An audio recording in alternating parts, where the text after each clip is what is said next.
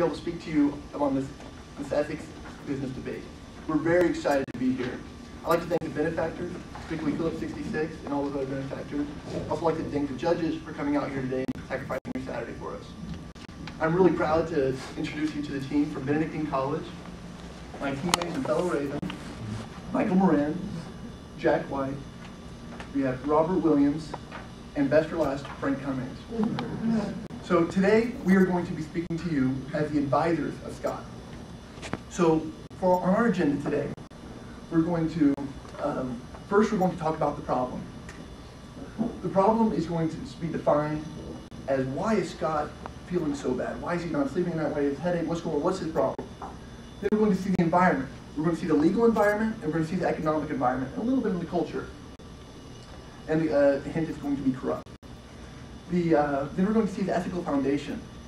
The ethical foundation, we're going to present to you something, a relatively new idea. It is going to be a results-based virtue approach. And it's going to be focusing on the results, but with the virtues supporting that. Then we're going to use that approach to come up with proposals. And then we're going to have a long-term vision. So the dilemma at hand. Chris Lambert, Scott Truman's friend, mentor, and predecessor as the Eastern Europe Region Manager for Lancaster Development Corporation, left his position and helped Scott move up in Lancaster by recommending him to take the reins. Upon orienting Scott in his job duties in the new position, Chris exposed his practice of bribing and facilitation payments of appropriate local Russian officials. By using middleman Vlad, Chris expedited the approval of Lancaster client projects with cash bribes. He has encouraged Scott to do the same due to the fact that these bribes have led to business success and profitability in Russian clients' projects. However, these bribes are inherently illegal, and Scott has immense internal distress regarding their illegitimacy. Scott has decided to stop making these payments, and now Russian officials are hesitating to approve his clients' projects. He has already had customers scale back possible contract upgrades, as well as lost contract share in a large project. Scott is in dire need of creating a business plan that ramifies and eliminates these unethical payments, as well as promote results in Lancaster profitability in Russia. Before we begin, we think it is important to give a general background of the social and cultural practices in Russia. In 1991, as the Soviet Union collapsed, Russia was left in political and economic disarray. In the transition from a communistic state to a capitalist-free economy, the local, regional, and federal laws were overlapping in a way, causing overtaxation and lack of control within the government itself allowed corruption within the government. At times, there was even a percent tax of 110 on businesses that almost encouraged bribery. They had this perceived necessity of bribery to encourage business practices. To evaluate the overall economic effect that this corruption has, we're going to look at the GDP and how consumption, investment, government spending, and net exports contributes to the nation's GDP. First of all, there's a decrease in consumption spending due to a lack of trust and a lack of domestic development. Next, both the Bank of Finland and the International Monetary Fund saw a direct correlation between the corruption index increasing and a decrease in domestic loans and a decrease in foreign investment. Thirdly, with government spending is decreasing because through tax evasion, there's less tax collection. And also, the taxes that are collected are not allocated towards infrastructure, but more so into the pockets of politicians. Finally, net exports. Russia has seen consistent growth and has been dependent on their net exports of raw materials such as oil, gas, and coal. This has acted as a crutch in a way. With corruption and these three main components of GDP, there are challenges that Russia will be faced with in the future. All right, now we're going to look at some of the legal environment. First off, we're just going to start by discussing Aristotle's definition. He says the purpose of law and politics is a means to encourage virtuous action for the benefit of the common good. A sound goal that the FCPA, or the Foreign Corrupt Practices Act of 1977, strives to accomplish by declaring it illegal for any classes or persons or entities to make payments to foreign government officials to assist in maintaining or obtaining business. The FPA anti-bribery measure makes it illegal for Chris or Scott to pay Vlad extra money for the purpose of paying off or bribing any government officials, subcontractors, or any other licensing permit.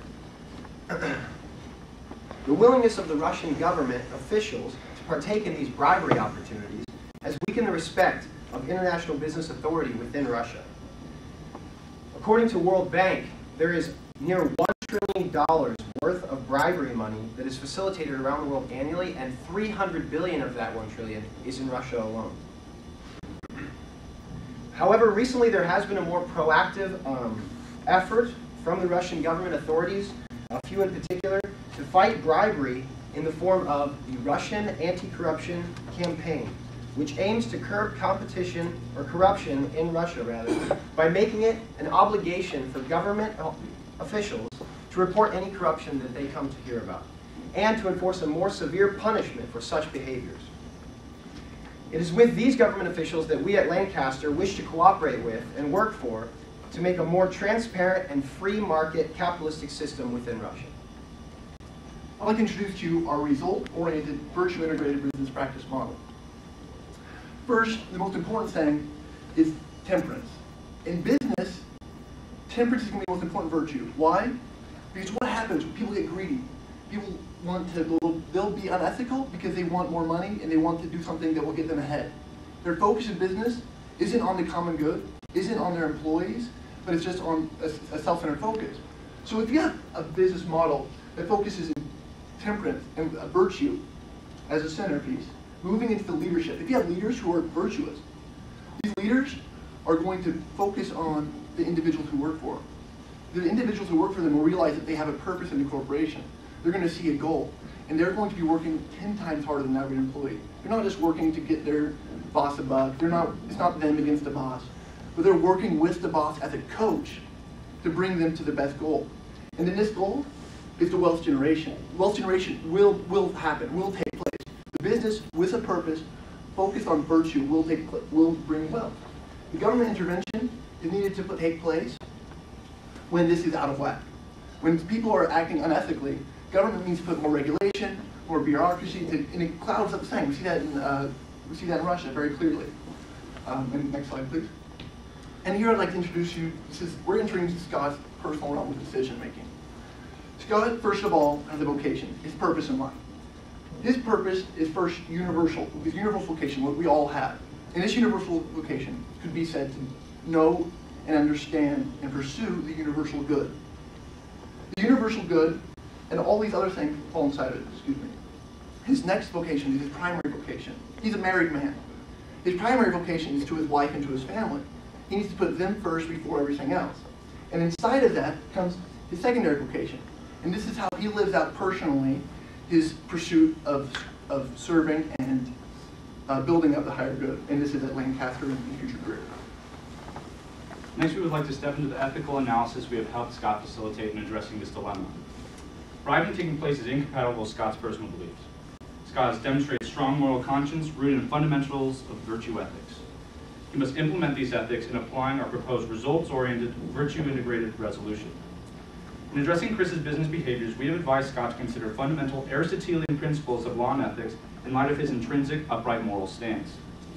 Scott must adhere to FCPA legislation as well as Lancaster Development Corporation's corporate policy, which have been designed with the greater common good in mind, while promoting sound business.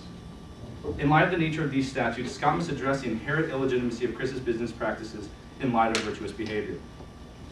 The Aristotelian virtues of temperance, prudence, and loyal friendliness are instrumental to both Scott's conscience and Lancaster's corporate policy. Scott has demonstrated temperance in choosing to do what is right over the potential pleasures of wealth he could attain through these briberies. Secondly, Scott must act out of the prudence to know that his conscience and the actions that coincide with it lead to greater happiness and fulfillment. In this way, Scott has prudently discerned that continuing Chris's unlawful behaviors is not in his best interest. Furthermore, Scott must practice loyal Aristotelian friendliness in approaching what is in Chris's best interest. Virtuous friendliness consists of administering both pleasure and pain in friendships. Chris could face losing his job and regulatory fines for his actions, and reporting him is in Chris's best interest and his greater good. Promoting greater good on a wide scale leads to a better world for all, including Chris. By promoting corruption and other intrinsically loathsome practices, Chris is helping create a loathsome business world in itself. Though loyalty in business has become a system of reciprocating debts and favors, Scott must realize he is not being loyal to Chris by continuing his unethical business practices. Rather, he's being loyal to the unethical practices and system of corruptions themselves. The true virtue of loyalty is a commitment and self-gift to what is good, just, and promotes greater human flourishing. Thus, Scott must be loyal to justice in the spirit of the law in light of his conscience. He must turn Chris in so as to promote the greater good. In light of Scott's virtue ethics philosophy, he must implement temperance, prudence, and this loyal friendliness in justifying his reasoning for turning Chris into Lancaster's overseeing body. In doing so, Scott will fulfill his purpose of promoting greater common good as a businessman and helping his business while supporting his family. All right, next we're going to share the business proposal that we created for Scott that he'll bring to corporate, which will consist of 4 things. First, a higher quality corporate training. Next, market share retention, stakeholder transparency, and then a long-term vision that we as a company can get behind and be happy about moving forward. My portion was corporate training. This was a disaster for Scott entering into the market. He wasn't prepared for what he was going to face in Russia. He had no idea about the difference between greasing the wheels a little bit and what's outright bribery. He wasn't well versed in the SCPA requirements, and also the people before him weren't. The first thing they need to do is they need to have an intense training on what they'll face in the new country. And their turnover rates are extremely high for international employees. And if you are able to increase their training and get them comfortable with their new environment, you're going to lower turnover rates. Second, the research to ensure that all partners of consultants are FCPA requirements. This would have avoided the whole problem with Vlad. He definitely wasn't working under the requirements. And rewarding the people who work with requirements and punishing those who don't. That's pretty clear. And also one thing that would really stop this whole thing from ever happening and will prevent it from the future is if you had a safe reporting system. If Scott knew how he could report this bribery or talk to somebody about, is this bribery or is this greasing the wheels, what do I do here? And there was no sort of communication like that for him. Using this corporate training will help build up our image and overall vision. In that, we want to retain our market share, and we will use this efficient and transparent communication of our vision, where we want to go, who we are, and our core values to recruit our clients. Specifically, we're going to present it to them as an opportunity to join us in being a positive change to Russia's economy. The way that we'll do this is we're going to offer discount incentives, all the way up to 10%.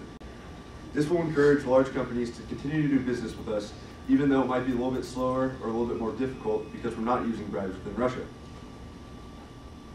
The exact amount, up to 10%, will be circumstantial dependent on the size of the account and also how much they are willing to cooperate with us in attaining our vision, promoting a general good for Russia. Additionally, we will add financial advisors to assess how much incurred loss will happen because of the delayed opening for whatever corporation we're working for, and also any problems that we'll run into because we're not using bribes. So an additional 5% will be used. So up to 15% of whatever the project is, we will give to them to give them incentives to work with us. The goal of this is to retain our big clients, such as Pinnacle and Legacy Resorts. In this, we hope to cover our costs with smaller businesses, but more so develop the long-term goals of ethical and correct practices within Russia. The next crucial facet of implementing our new results-oriented, virtue-integrated business plan is maintaining stakeholder transparency. In order to create our ideal image of Lancaster as the model and forerunner of ethical development corporations, Lancaster must be transparent to all stakeholders. This means that our business transactions must be visibly accessible to shareholders, government officials, Lancaster Executive Board, but most importantly, the people and culture of local Russia. Thus, Lancaster will set the standard of business in junction with the Russian anti-corruption campaign while promoting a public image of goodwill. Next, in regards to the long-term view, our long-term vision for Lancaster is one of confidence in our own plan to be the most successful and virtuous development corporation operating in Russia and around the world. We're going to affirm investor confidence by diversifying our developments, concentrating on both the large accounts and more smaller ones to help cover some of those costs. Russia's cooperation through these efforts will be a driving force to level the playing field across the Russian marketplace that has been corrupted through bribery.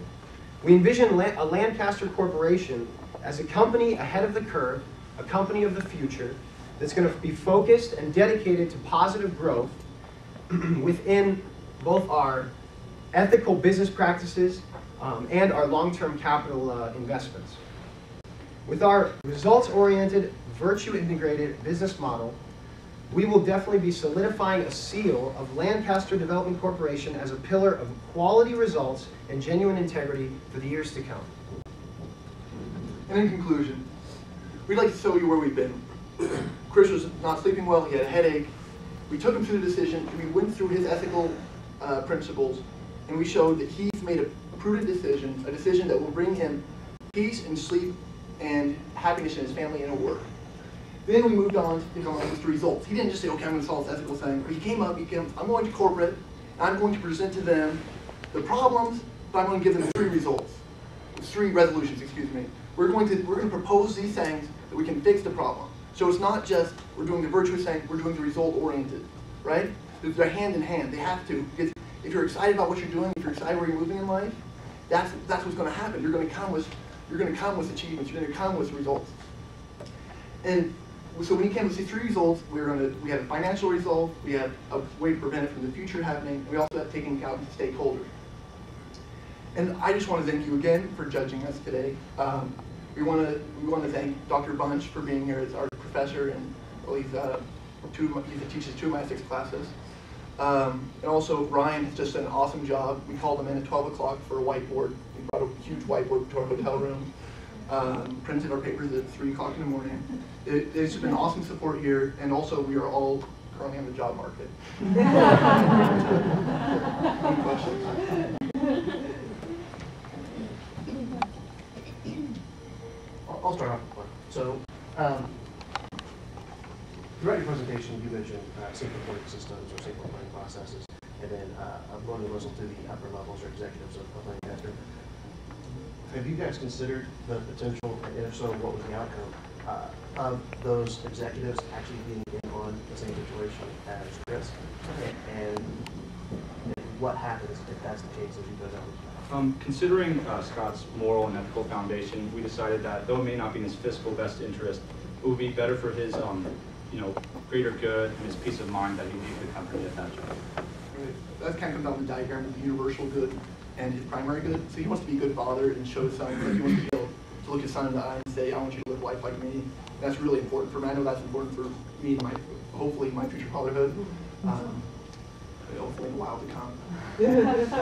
And then also with, specifically in the case study, it says that corporate policy is against this, corporate policy. So we're hoping that they're either going to stand by corporate policy or at least want to enforce a better image for the company worldwide, not just in this region. So you're talking about discounting to encourage the companies to bear with some of the results of no longer bribing the government officials. What if your competitors match those discounts? I believe they could match the discounts. I think the main goal is to include companies that believe in the same virtues as we do. Hopefully the discounts will be, an increased incentives because it will take longer to produce to get permits, whatever it may be. But we want to do business with companies that believe in doing ethical practices. If we promote that, then hopefully it's a long-term success. That's what we're looking for. A good example of this is in 2011, I read a Wall Street Journal article about the IKEA bribery. And IKEA was in a Russian bribery situation, and it's kind of similar to the case. And I remember reading this, and then also made the case about it, and I go, oh my gosh, this is the same thing that happened. But after those 3 years, every time I drove by an IKEA, I saw them as being unethical. I never went into the store, but their brand name, for me, my perception of their brand was an unethical corporation. And that's just the way it was, and we don't want to ever be assigned to something like that. So we look at the typical margins of a business like this, and what 5 to 10% may mean off a whole project or off a phase of a project when you're talking about millions of dollars. And then looking at that, what other alternatives and did you guys come up with saying that, you know, did you guys come up with saying that you could potentially propose to them that may not cost as much? We're hoping that 5% is not necessarily the minimum. Hopefully, in believing the same vision that we do, maybe even less than that, and the 5% that covers any sort of incurred costs would be just for the delays. But in the case study, it described specifically that they could take a $75 million loss or so. They could lose out on the initial phase 2, phase 3 of Pinnacle. In that, we kind of judged how much the company as a whole could take a hit while promoting. We also spoke about small business development in $3 to $5 million companies that we could use, grow that to help recover that, or to cover those costs. Also, we kept in mind that Lancaster Development Corporation is, assumedly, though it's not mentioned in the case, it's a global development corporation. This is just the Eastern European division. So we think about the possible incrimination that could come on a global level of this brand if any bribery or illicit acts were exposed. And that could do a lot more harm on a global scale than these incurred debts from, you know, not doing bribery and taking delays in project development. So we thought that that was more worthwhile as opposed to maintaining unethical practices, and we would focus our concern that, you know what, this is just our Eastern European division, and we want to, you know, be a light in the darkness of Eastern European Russian development practices. What if Russia doesn't care, and they don't care about the bribes? Money's money. You know, as we stated earlier, the economy's collapsed, and if Lancaster steps out of the bribery game, wouldn't it be kind of like a vacuum and someone else would step in and fill that hole?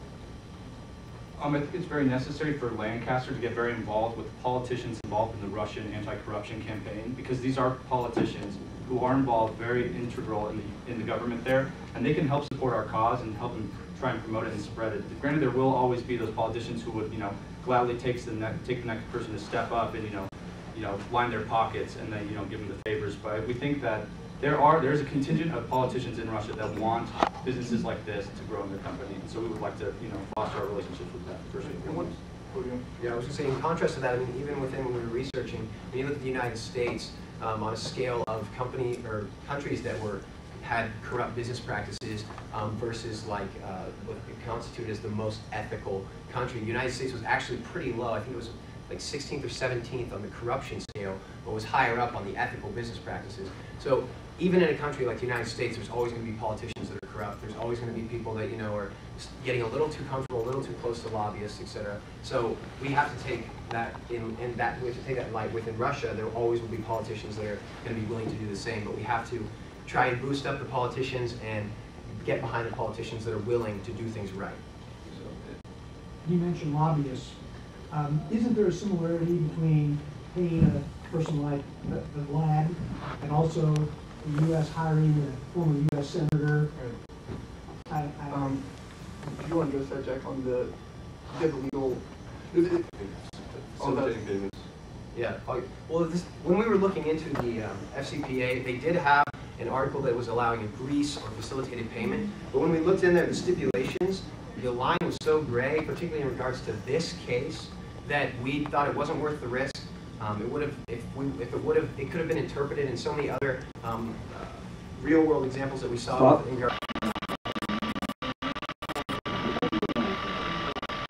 International business studies major. My name is Chen. I'm a finance major. My name is Tina Montano. I'm majoring with management and international business. And my name is Andy Henry, and I'm an MIS major. Thank you guys for having us here today. We're very excited and glad to accept this privilege. Today we're going to talk to you about business as usual, business-based competition. Before we get started, we found that in the case there were a few things that were left to the imagination, and we wanted to define them first before we move forward so that you guys know where we're coming from in all of our explanations. First and foremost, we wanted to define ethics as we see them. I won't read the slides to you guys, you can read it, and also the excerpts that we took from the FCPA. defining what the law is regarding bribery abroad. Second, we made a few assumptions.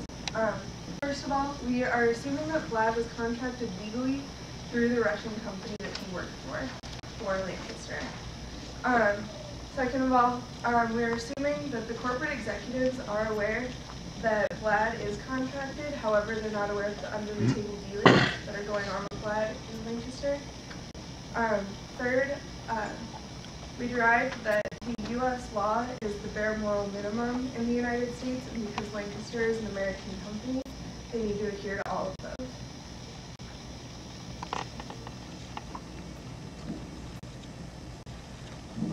Before we get to the options and solutions, I would like to talk a little bit about the relationship between those circles. Now, of course, the first circle will be Lancaster, which is a company that has business in Russia. And Bob used to be the regional manager for the company. And after he was promoted to be a high-ranking position, he introduced Chris to take over his place. And just a few years after that, Scott graduated from the college, and he was introduced to be the youngest regional manager for the company. However, Lancaster is not by himself. They had a good body company from local Russia. And the guy Vlad, this guy is actually working with Chris and Bob. So what does Vlad do?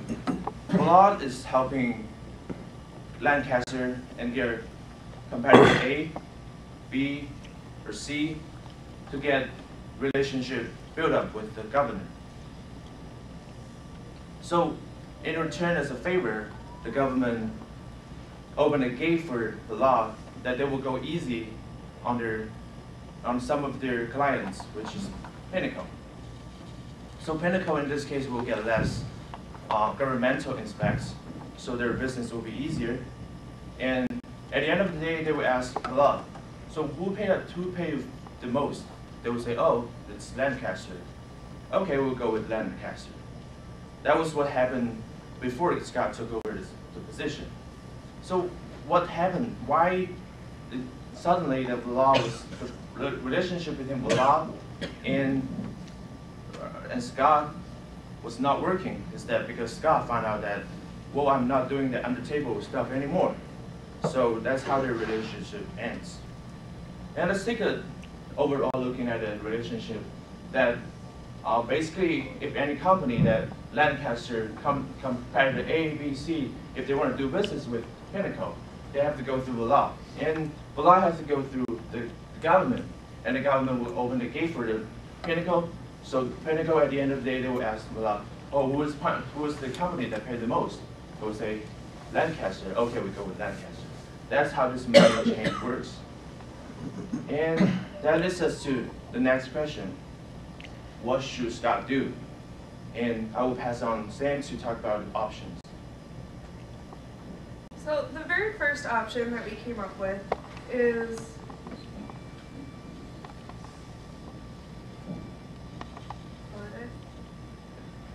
our first option is for Scott to go all out and be a whistleblower, to take the one far extreme by letting the executives of the company know exactly what Chris and Bob and other predecessors have been up to. The ethical standard that we found that best describes this would be Rawls' theory of justice and fairness. There are many pros and cons to this. The pros would be that Scott would have the stoicism that he needs. Obviously, in the case, he's deeply conflicted over what should be done. He is not comfortable with doing something that he finds to be unethical and possibly illegal, both for his own benefit as well as for the benefit of his company. Another pro in this is that he would be protected by the Whistleblowers Protection Act. Cons are also fairly obvious, that Scott would not be able to get the bonus that he's anticipating, which would have personal effects, and that his wife and soon-to-be child would maybe not be taken care of in the way that they would like. Also, that the company would not have the money and connections that they had previously with Vlad and also with the government of Russia. And also, as is when any scandal gets exposed, both the company as well as Scott would lose their credibility. And Tina will talk to you about our second option. Hi, your second option is Scott talking to the top executives about what is going on with Vlad and the relationship that he has in the company. And our ethical standard that we applied in the second option is the Aristotle virtues of life. And we have pros and cons for this as well. And if he tells to his superiors, like he will maintain a good relationship with Lancaster. Also, he will maintain good customer relationships with Eastern European, with the Eastern European division. And we have a con. We have two cons. It will cost Chris and Bob trouble with Lancaster, and the company will deny further work with Vlad. So this will lead to conflict with the government. And option C, Andy. Option C is the counterpart to option A, which would be the extreme, whistleblowing. This is the other side of the extreme. The ethic principle is based on utilitarianism, which is basically the overall greater good, who is better off in the situation, and how many people, however it positively affects the most people in general. That one would be when Scott continues to do business with Vlad, and they do things as it was in the past, and it obviously has pros and cons. The company would continue to make more money. It's definitely more profitable than the other options. They'll make $75 million compared to the 20 or 50 million that they would make if they lose Vlad as a connection.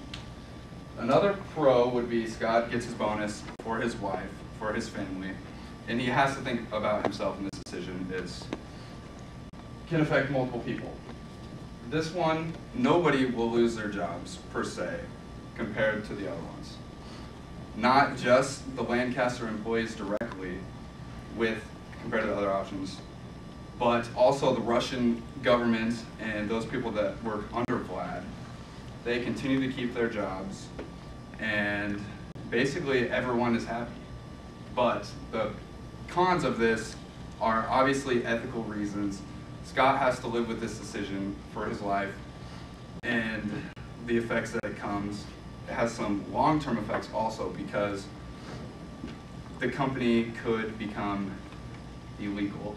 And if they found out about that situation, they would definitely lose much, much more money in the long run, because it's against the law. So that leaves us to our answer, what should Scott do?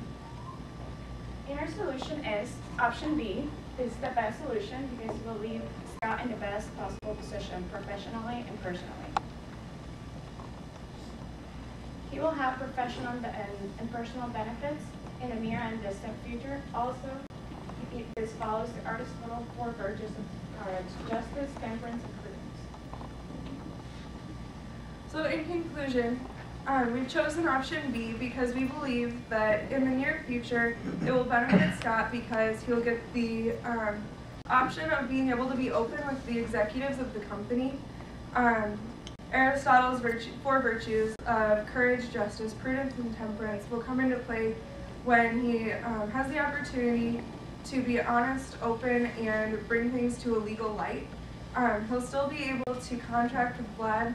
However, they'll be able to go into negotiations with Vlad's unnamed Russian company. This will provide for the greater good in the distant future because there isn't a risk of people being found out from the past. This doesn't necessarily mean that he's whistleblowing his predecessors, both Bob and Chris. It just means that he is bringing to light the fact that Vlad has confronted him about wanting more from the company. At this point in time, we would like to thank you guys, as well as open the floor for any questions. I want to make sure I'm understanding option 2 correctly. So option 2 is Scott going to his executive manager. Yes. Okay, and then not paying Vlad? Because he has until the next day to speak with Vlad, he'll have the opportunity to open it to his executives, more than likely his COO, and discuss it with him before he decides to go forth. This will prevent him from doing any under-the-table negotiations in the first place at all. I'd like to just one more piece of clarification to Kim. Yeah. So, and I'm bringing this up because you actually called out in the presentation. So Bob is Chris's presence, correct? Correct. Did Bob then move into the executive ranks? It doesn't say. How do you perceive it? We perceived it as that he's not with the company anymore because he wasn't being. So your assumption is that the executive that Scott talks to will agree that the bribe should not be paid? That's what we're assuming, yes. That the bribe should not be paid, however, if he is legally contracted, which is one of our assumptions that the company is legally contracted with Vlad, that yes, he'll still be able to be paid and they'll be able to work out negotiations legally. So if Vlad, if the proposal is for Vlad to be contractually paid or legally paid, what is Vlad's incentive in staying in this game? Because I would assume, and maybe my assumption is incorrect, but I would assume Vlad could go to company X, Y, or Z without doing within this and just be done with it. What's his incentive to stay in? Hopefully by working out negotiations, we'll be able to get him what he wants to be able to do his job, and we'll be able to eliminate the under-the-table payments. Because what he was asking for was under-the-table payments. We're thinking if we can talk to the executive and get that approved, it's just like an under-the-ground payment, but he's getting paid legally. Yes. Did you think about the tax consequences by switching from the under-the-table to contractual? Because I would imagine the Russian government would prefer the contractual so they could get all that money in taxes. That's correct. We're assuming that he receives a base pay, as would any contractor, and so we see this as more of a incentive bonus to address the idea of like the incentive, what is in it for Vlad if he gets his job done. Like that's where instead of having the under the table in order to get things done and having it be more of a bribe, it would be more of a bonus as almost opposed to an increased payment. Yes. Going with the contractual piece of it, what kind of revenue impact you seen as far as that you took into account as far as going that way versus doing what you're doing currently down the road? Do you mean what would change with the business that Vlad is doing? Well, with the revenue of the company, because basically you're looking at ethical versus revenue. So where's the information about any kind of revenue possibilities down the road, how that's going to impact? Well, it would just continue, if we got Vlad under contract, it would continue to do the things he's doing now, just legally with the contract. And obviously, they would have to pay him and pay the tax as assumed. Yes. Now, I have one other question. Now, obviously, someone in Lancaster knew that this was going on. Okay. So they would, someone's going to accept that kind of business. So why would they increase their cost to be legal? Because the benefits outweigh the negatives in the situation. Vlad's getting $7,000 and relative to $25 million. I mean, even if they upped it and we're giving him, $10,000 or even twice that, the revenue that they'd be getting from getting that extra $25 million added onto the deal would definitely outweigh the negative of paying him a little bit extra. Yes, ma'am. So how does your solution deal with the bribery issue? So you're getting the amount that you're paying Vlad on the books, but how are you dealing with him bribing government officials? Would you like to address that? Well, as we assumed in the case, it was we're answering Scott's opinion. What would he do for the best of him, also considering the best of everyone else? With being legalized, the legalized payment to Vlad, that would take the conflict away from Scott. Like then they now have a legal connection with Vlad, no under the table payments, and after that, I guess the responsibility is moved to Vlad or the contracted agreement to do what is right, I guess. But by legalizing the contract, the money that Vlad's receiving is known up front, right? In a salary or whatever. Like Yeah, correct. What would be the potential impact of those government officials hoping to get that money on the table now that money is recognized, so Vlad's not able to slip those payments in without unnoticed? What could be the impact of that?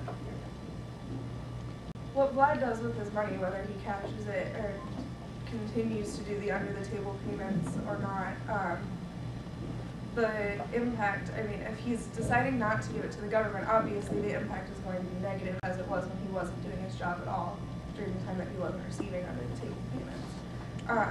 On the flip side of that, if he is still taking his own money and doing that, and doing the under-the-table payments, then the implications are that business would continue on their front as usual. However, Scott, who the case is about, would still be above reproach. So you haven't changed anything about the elements, you're just moving it to Vlad's integrity versus Scott's?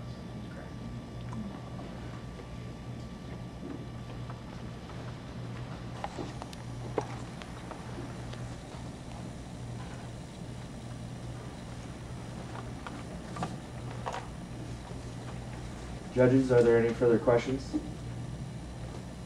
Please help me thank the team from Iowa State University.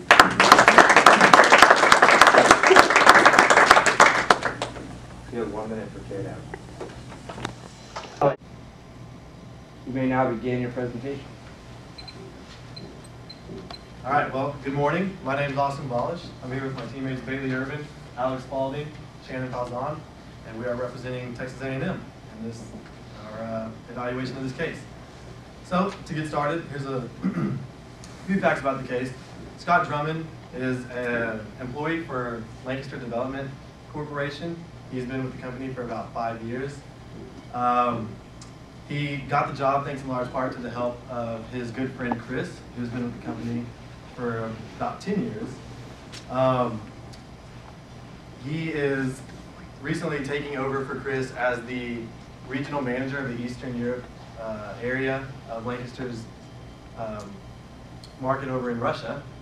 And in the transition phase, while he's learning about how Chris operates over in Russia, he learns that Chris has been making payments to a middleman, Vlad, who helps Lancaster with lobbying and helping work with government officials to get building permits and zoning codes manipulated in a way that gives Lancaster a sustainable competitive advantage.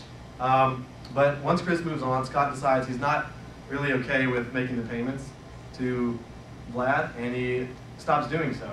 And in that, things get kind of complicated in phases 2 and 3 of the project that they already have with Pinnacle, when Scott expects to be able to close an additional $10 million on phase 2 and approximately $25 to $50 million on phase 3. So by not making these payments, he already misses out on a chance at expanding revenues for Lancaster by $35 to $60 million. But in his new position, Scott's expected to increase revenues for the company by 5% this year and 7% the following year.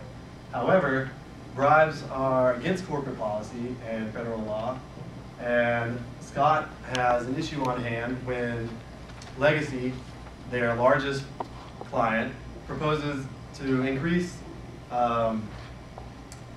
their deal by 50% to $200 million. But Scott knows that the only way that that's going to be successful is if he makes the payments to Vlad illegally under the table to work with the government officials and have that business come to them and not to a competitor.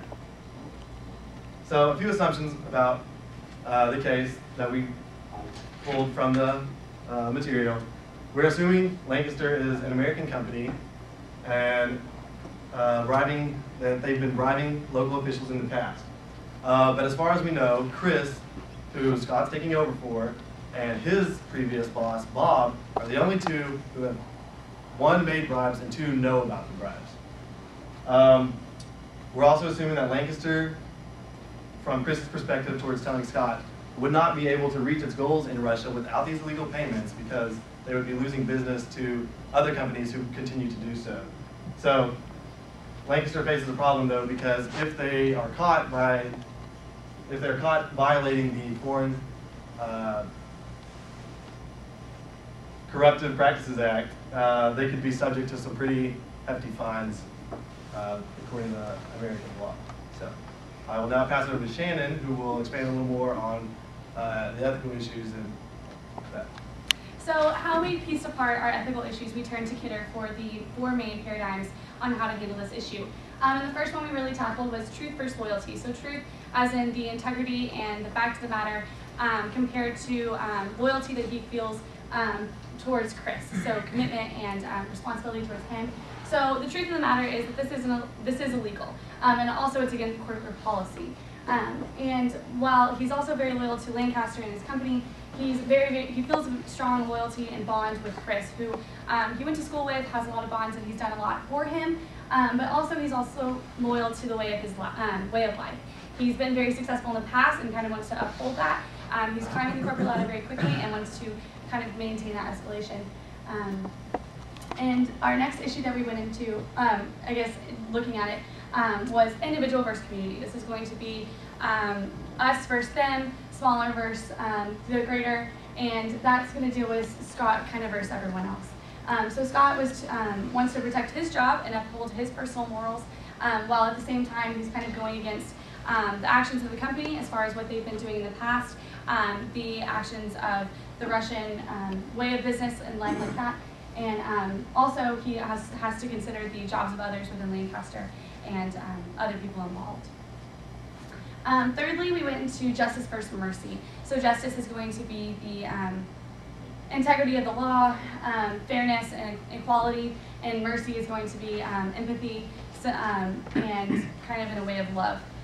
So justice, if everyone says justice once, then what is the point of justice? So it's a matter of really taking into consideration that the legal issue at hand is very important, but at the same time to have mercy on Chris for doing these actions and the company as far as why they made those decisions to do those things.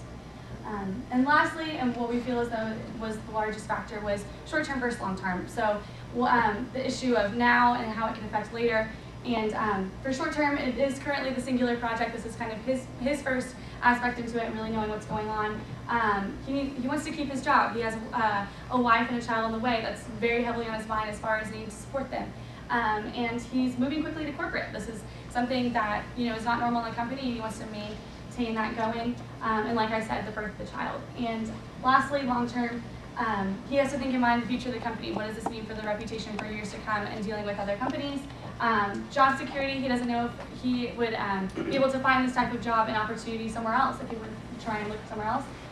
The lifestyle and success that he's maintained for himself, and ultimately the choice that he makes and has to kind of maintain as a professional and how he has handled that issue. And next, I'm going to turn it to Bailey. First off, it's Chris. He definitely feels an extreme loyalty to him. He's provided a lot for him, and it's his friend. It's someone he has a strong relationship with. Another is his family. Like I said, he really is considering or taking to the fact that he is responsible for his wife and his new child and providing that life for them and being responsible. Lancaster as a whole, the reputation that they have and the relationships they have with different companies, but not only that, the investors that really put in their time and money into what Lancaster represents, and his subordinates, all the people that not only are underneath him in that project, but also with being a manager underneath him in his division. So now I'm going to turn it to Bailey, who's going to give you the different viewpoints and areas. Hi, okay, so we're going to start with the viewpoint of Russia, which is the new environment that he's experiencing, versus America, which is the environment which he's used to, and then a completely separate viewpoint on a more detailed level of Chris and his loyalty to him and what he has done for him. So we'll start with Russia. Russia has a collectivistic society. They operate off of a Russian word called mir, M-I-R, which means that they have a moral compass that guides them through their daily lives, and they make decisions off of that. And so their collectivistic society means that they put the group interests before themselves. And they put personal loyalty ahead of gain for themselves and the self heading towards the business goals. So the next thing that we have to consider about Russia is the informal versus formal rules. So relating it to an example that we're all familiar with, when you get engaged, you have all these formalities that you have to do basically to be considered married. There's a honeymoon, a ring, pretty dress, and all of those things. The formal side of that is a marriage license, and no one really cares that much about the marriage license. It's all about the other things. And so that's how it is in Russia with the informal rules. So you operate off those rules, and the formal rules, the laws, they're put aside. They're not as important as the people you know and using those people to get whatever you're trying to get to with your business. So that is the Russian way. Compared to America, so as an individualistic culture, we obviously are not afraid of conflict, and Scott is a great example. He's not afraid to tell Vlad, I'm not going to pay you, and he's not afraid to tell Scott, I'm just not okay with that. So that is, he operates straight off exactly what American typically does, and we also have high ethical standards, which Russia's informal rules, those aren't ethical, and they don't see it that way though. But America, we do have those ethical standards. We hold ourselves, our families, our employers, and employees too. And so it's extremely important that we put these rules and company policies in place so everyone's aware of how serious we are about that. Relating to this case specifically, we have the FCPA, which, as was mentioned earlier, prevents briberies from being legal to obtain whatever you're trying to get your business process through. And then finally, so we have Chris.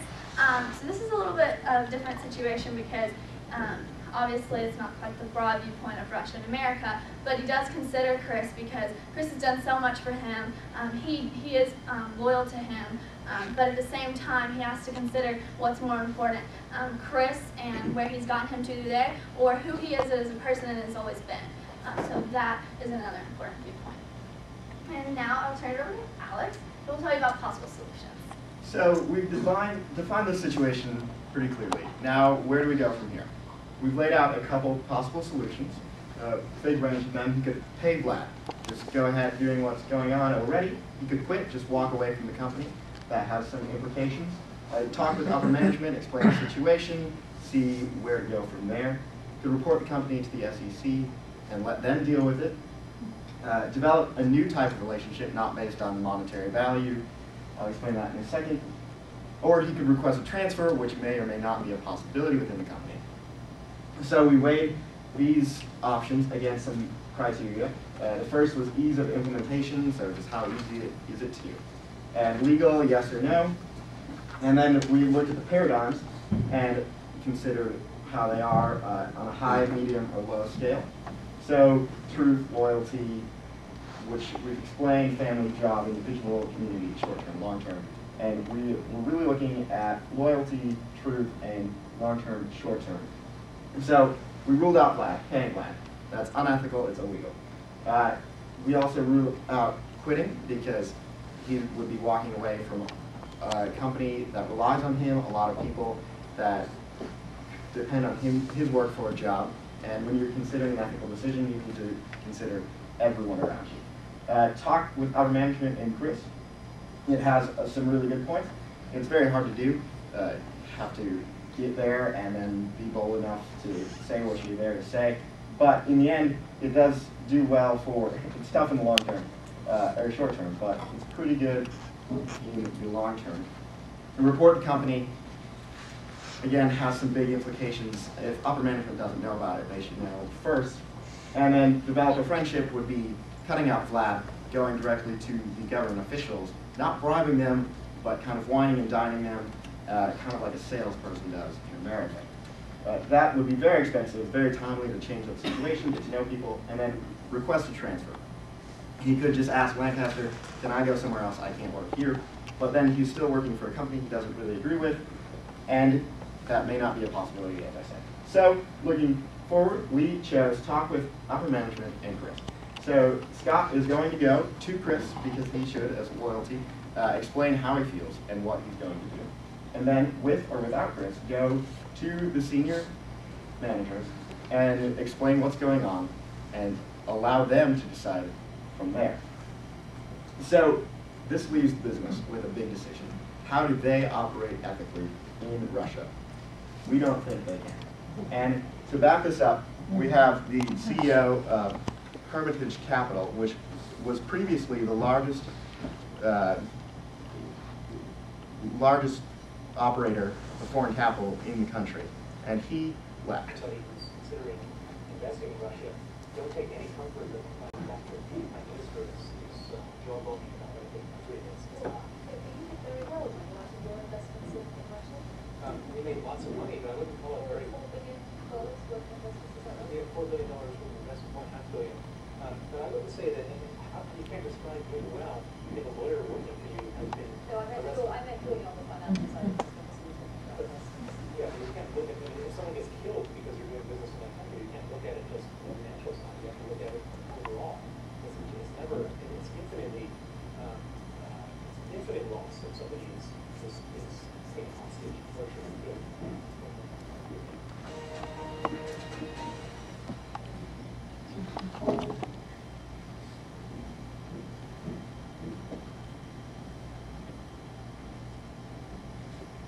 Now your best accessory. Now Austin will explain the financial impact. Okay, so in an attempt to put a little numbers on the situation, we did a little bit of research and kind of came up with these next few figures. Thus far, we know that from the beginning that they've already lost the chance at $35 to $60 million that they expected to be able to close as they have in the past in the deal with Pinnacle. Now, with the $200 million expansion project on the table, this would bring in $67 million of sales revenue from Legacy, and that would more than cover what Scott expected to be able to make off of Pinnacle. And then going off of that, we did a little bit of research, looked into a parallel story with the Walmart Mexican bribery scandal. And basically what happened there was Walmart was paying, or people working for Walmart were paying government officials in Mexico to get the same building permits, zoning code, stuff like that, same thing that Lancaster is attempting to do in Russia. And then according to Forbes, an article we found, a fine in this situation, similar to what Lancaster is in, typically has a 1 to 2% of annual sales penalty imposed on them, and that's according to a UBS study of companies in that situation in violation of the FCPA.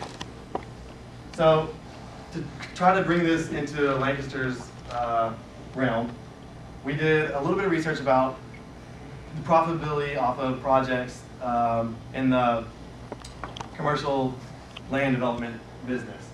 And then according to that, we found that property development can expect to bring 20 to 30% of the overall contract in with it. And then of that percentage, 10% of that goes towards their profit. So in the $200 million case, this is roughly, turns out to be, through all the calculations, about $5 million of clear profit that Lancaster can make. And all of this is based on middle of the road averages of the situation where it could be 20 to 30 and profit margin could be 5 to 15, just depending. But middle of the road is about 5 million. However, the fine on that would be, to achieve that, they would have to act unethically in order to seal those deals with the Russian government and some things like that. The fine on that would be 1 to 2% of the overall sales. And in this situation, if the only sales that they had were that $200 million deal, a fine on that is $2 million. And that's only if that was their business throughout. And we clearly know that is not the case, and so the fine would heavily outweigh the profit. So we basically agreed that it's potentially not even profitable to act unethically in Russia if the fine they're risking is going to outweigh how much money they would make anyways. And so if they can't act, if acting unethically could potentially hurt them, and then acting ethically would cause them to lose business to competitors, then maybe Russia is not the exact place we need to focus on at the moment. And I'll pass it over to Bailey to give you a few more. Okay, so this is some startling figures. This is the GDP of the BRIC, Russia, Brazil, India, China, over the next 40 years. And in the right-hand corner, you can see that Russia is not going to sustain long-term growth, and that should be a concern for any business that's considering the long-term impact. Next, we have a few terms to discuss. So first, in a market, buyers and sellers have to come together. And sometimes in a market, you will have intermediaries. Sometimes they're legal and sometimes they're not. In the case of Russia, it's not legal. Vlad and other middlemen like him have created this gap where that is called an institutional void, and they cause major problems and even market failure in some cases. You will need a high degree of transparency and a low cost or a low time to get the process going for whatever part of the business you're trying to operate, whether it's building permits and whatnot. So that needs to be low. As you can see here, this is not low. In 2007, 704 days it took for a warehouse to be built in Russia. That's around 2 years. And that's among 12 other emerging markets, and it's the highest of those. Stop. Judges, you may begin your questions.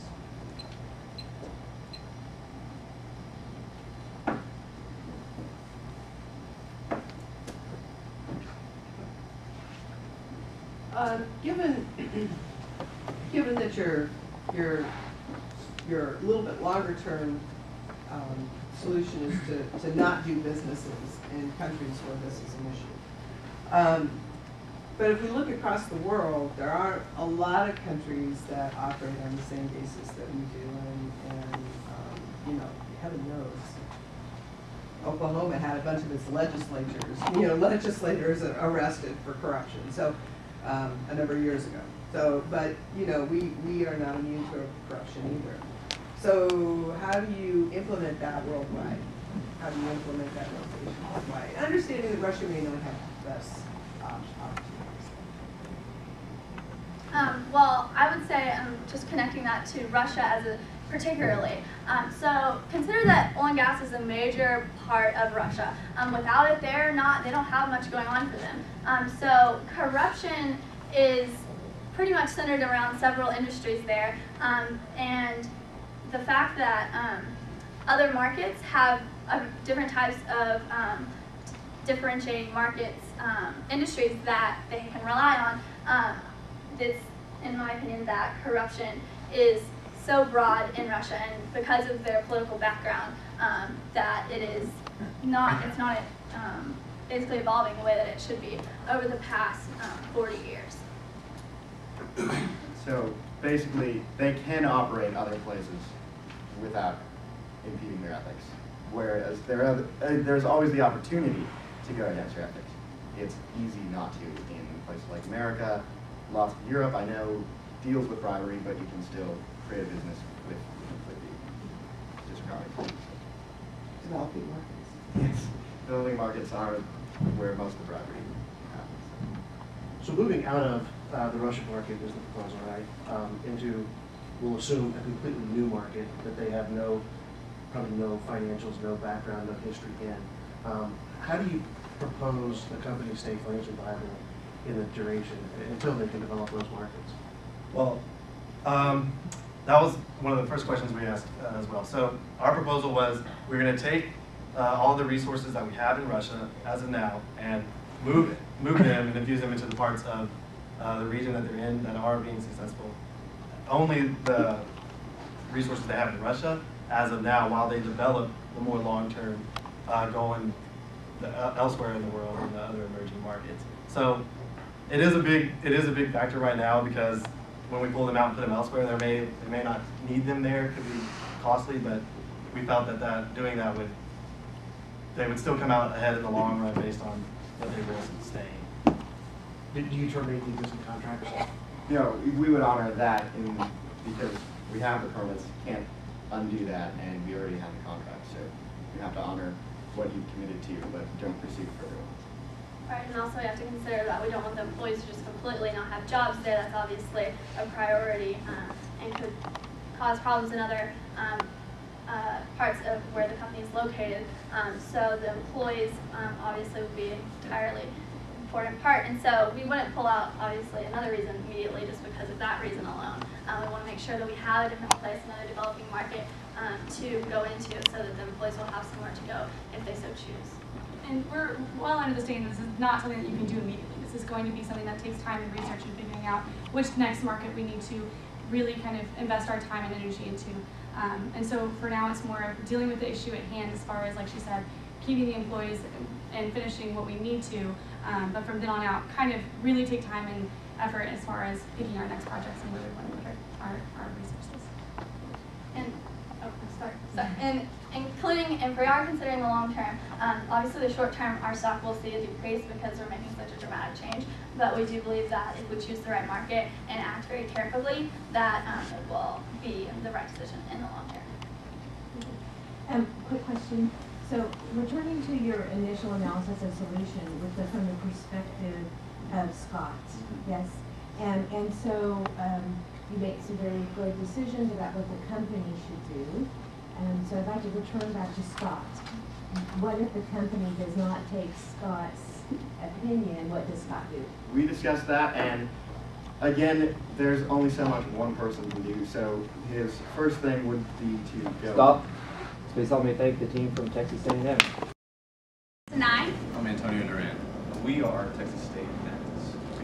Today we're going to take you at first with some of the ethical principles that we applied, some of the framework that we worked with, and then we will go into a detailed description of the situation and the approach that we took. All right, to start off, I'm going to explain the 4 primary business ethic theories. And what it is, it's going to be egoism, utilitarianism, ethics of duties, rights and justice. And to break these down further, we have consequentialists and non-consequentialists. And what this is, basically, it goes to egoism, which is basically the self-interest of a person. And this could either be short-term or long-term. And then it goes on to utilitarianism, which that can be broken down from act and rule. Rule being very clean-cut, kind of like the Ten Commandments or a constitution. And then it goes down to the act, which is basically like if you're on a railroad track and you can choose either right or left. Right being a lot of people in danger, one being only one, you would choose the left, that kind of situation. And so then ethics of duties, this was basically the idea of Immanuel Kant's, and this is basically moral actions kind of thing. And then rights and justice, this breaks down to basically 2. The rights being kind of inalienable rights that we deserve, that kind of thing. And then it goes over to the justice, which is basically, actually that's the one that would be deserved. It's what is right for them, for other individuals. So, moving on to this, we mentioned non-consequentialism and consequentialism. So, we're just going to start off a little bit with consequentialism.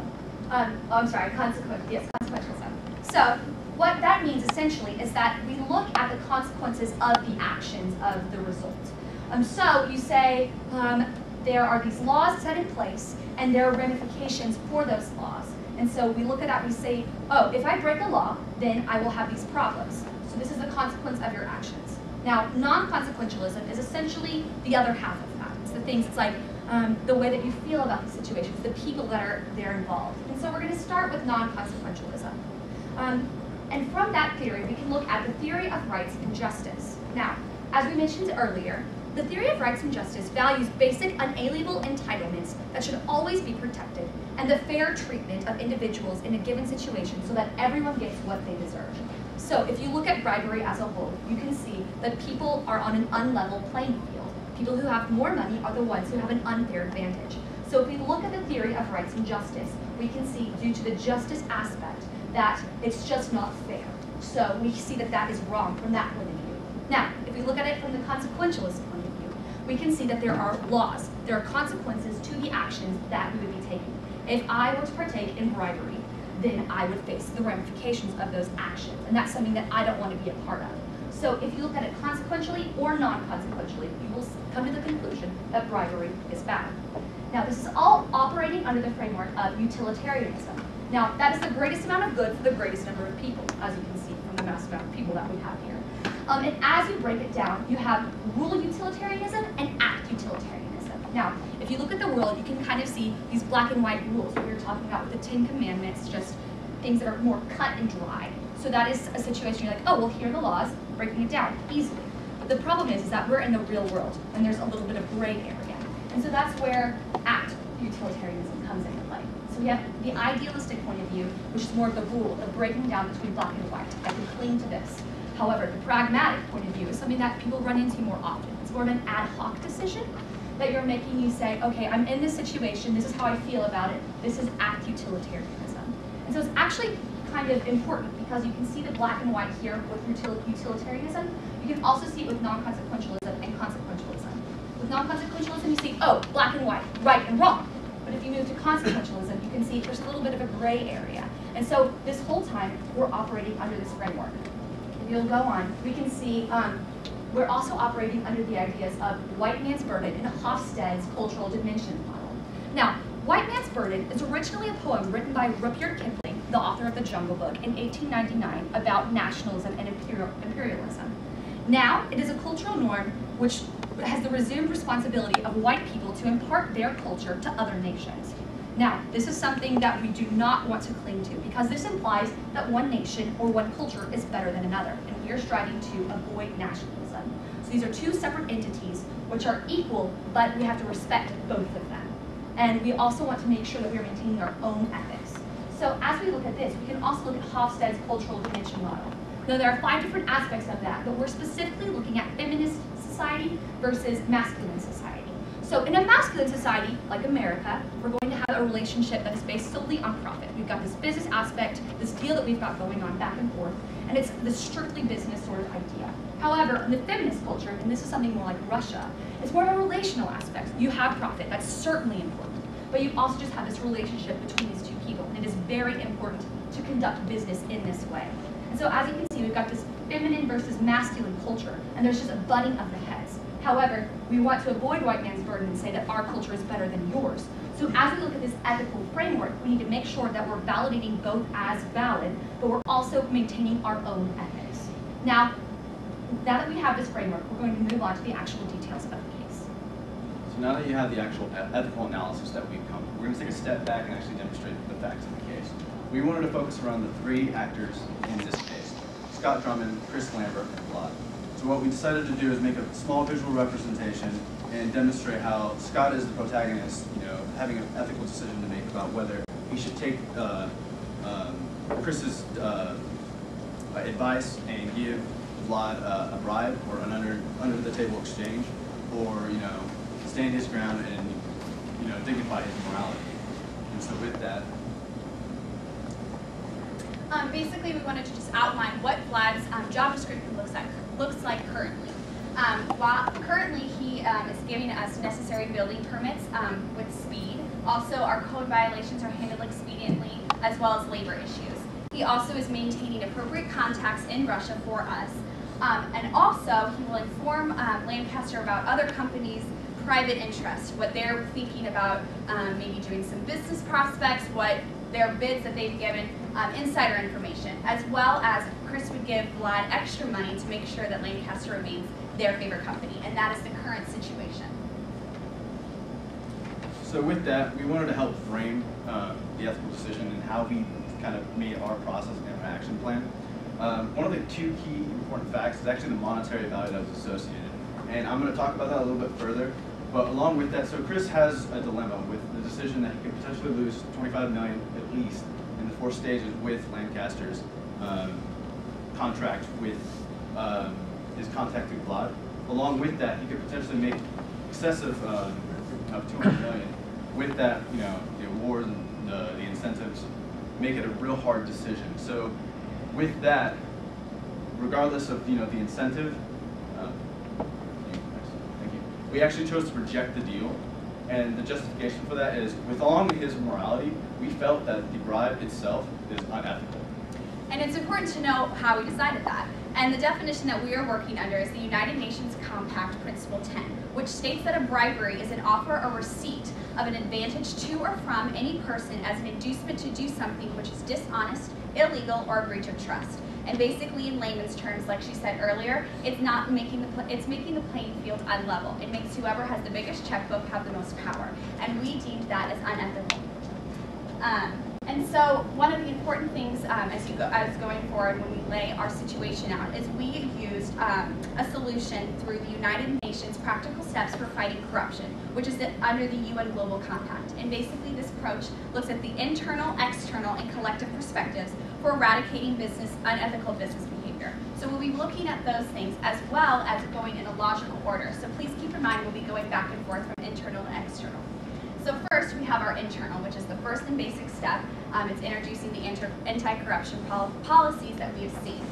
And what we discovered is, in the case, it does not specify whether or not Lancaster is a publicly traded company or private. So we decided to look at both and the implications of either. So first with public, if it is a publicly traded company and they are caught doing bribes, the punishment is much more severe. The repercussions are great under the FPCA, and that quote is, the FPCA treats any breach as a serious offense. The penalties include being barred from tendering from the U.S. government contracts, large fines, or criminal convictions for prosecuted company executives. Some resulted in jail time for those who are guilty. So obviously, you can see that it is quite great, as well as why this is so intense is because of the shareholders involved in a publicly traded company. In contrast to that, if Lancaster is a privately traded company, then they would be held to the Russian law, which we've cited as the criminal code for Russian Federation, and basically the punishments for bribery under that is 7 to 12 months wages taken, up to 5 years in prison, among other things. And why we decided that this would be the precedent is because of the case Union Carbide versus Bhopal, which was basically when the gas leak happened in India, they were forced to go to court in India initially. And so the precedent has been set that if we were caught doing bribes in Russia as a private company, we would be held to the Russian standard. And also it's important to note that Russia is trying to eradicate bribery in their business deals. As the anti-corruption lobby groups have estimated, up to 50% of Russia's GDP is made up of bribes. So it's safe to say that if we were continuing to do bribes over on their soil, they would catch us and they would punish us. So as Madison mentioned, we're actually using the UN framework to help kind of describe our action plan. So with that, there's going to be a decision that needs to be made. And before we can make the external decision, we actually have to be aware if the upper management knew about the bribes beforehand. And since it wasn't stated exactly, we chose it as 2 scenarios. And this is where the monetary value comes in. If they were actually aware of it, we actually, the Frank-Dodd Act will actually protect the Scott Drummond from whistleblowing. It's part of under the SEC provision. And with that, there's actually another mandate, I believe, through Mathis states that there's actually an incentive-based incentive for the whistleblower for reporting their company.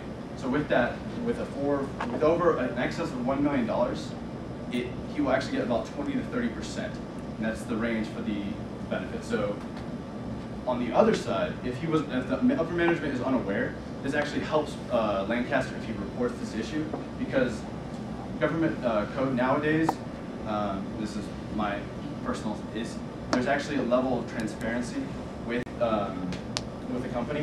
So if there's implications, they'll actually have reduced penalties for having openness with the government.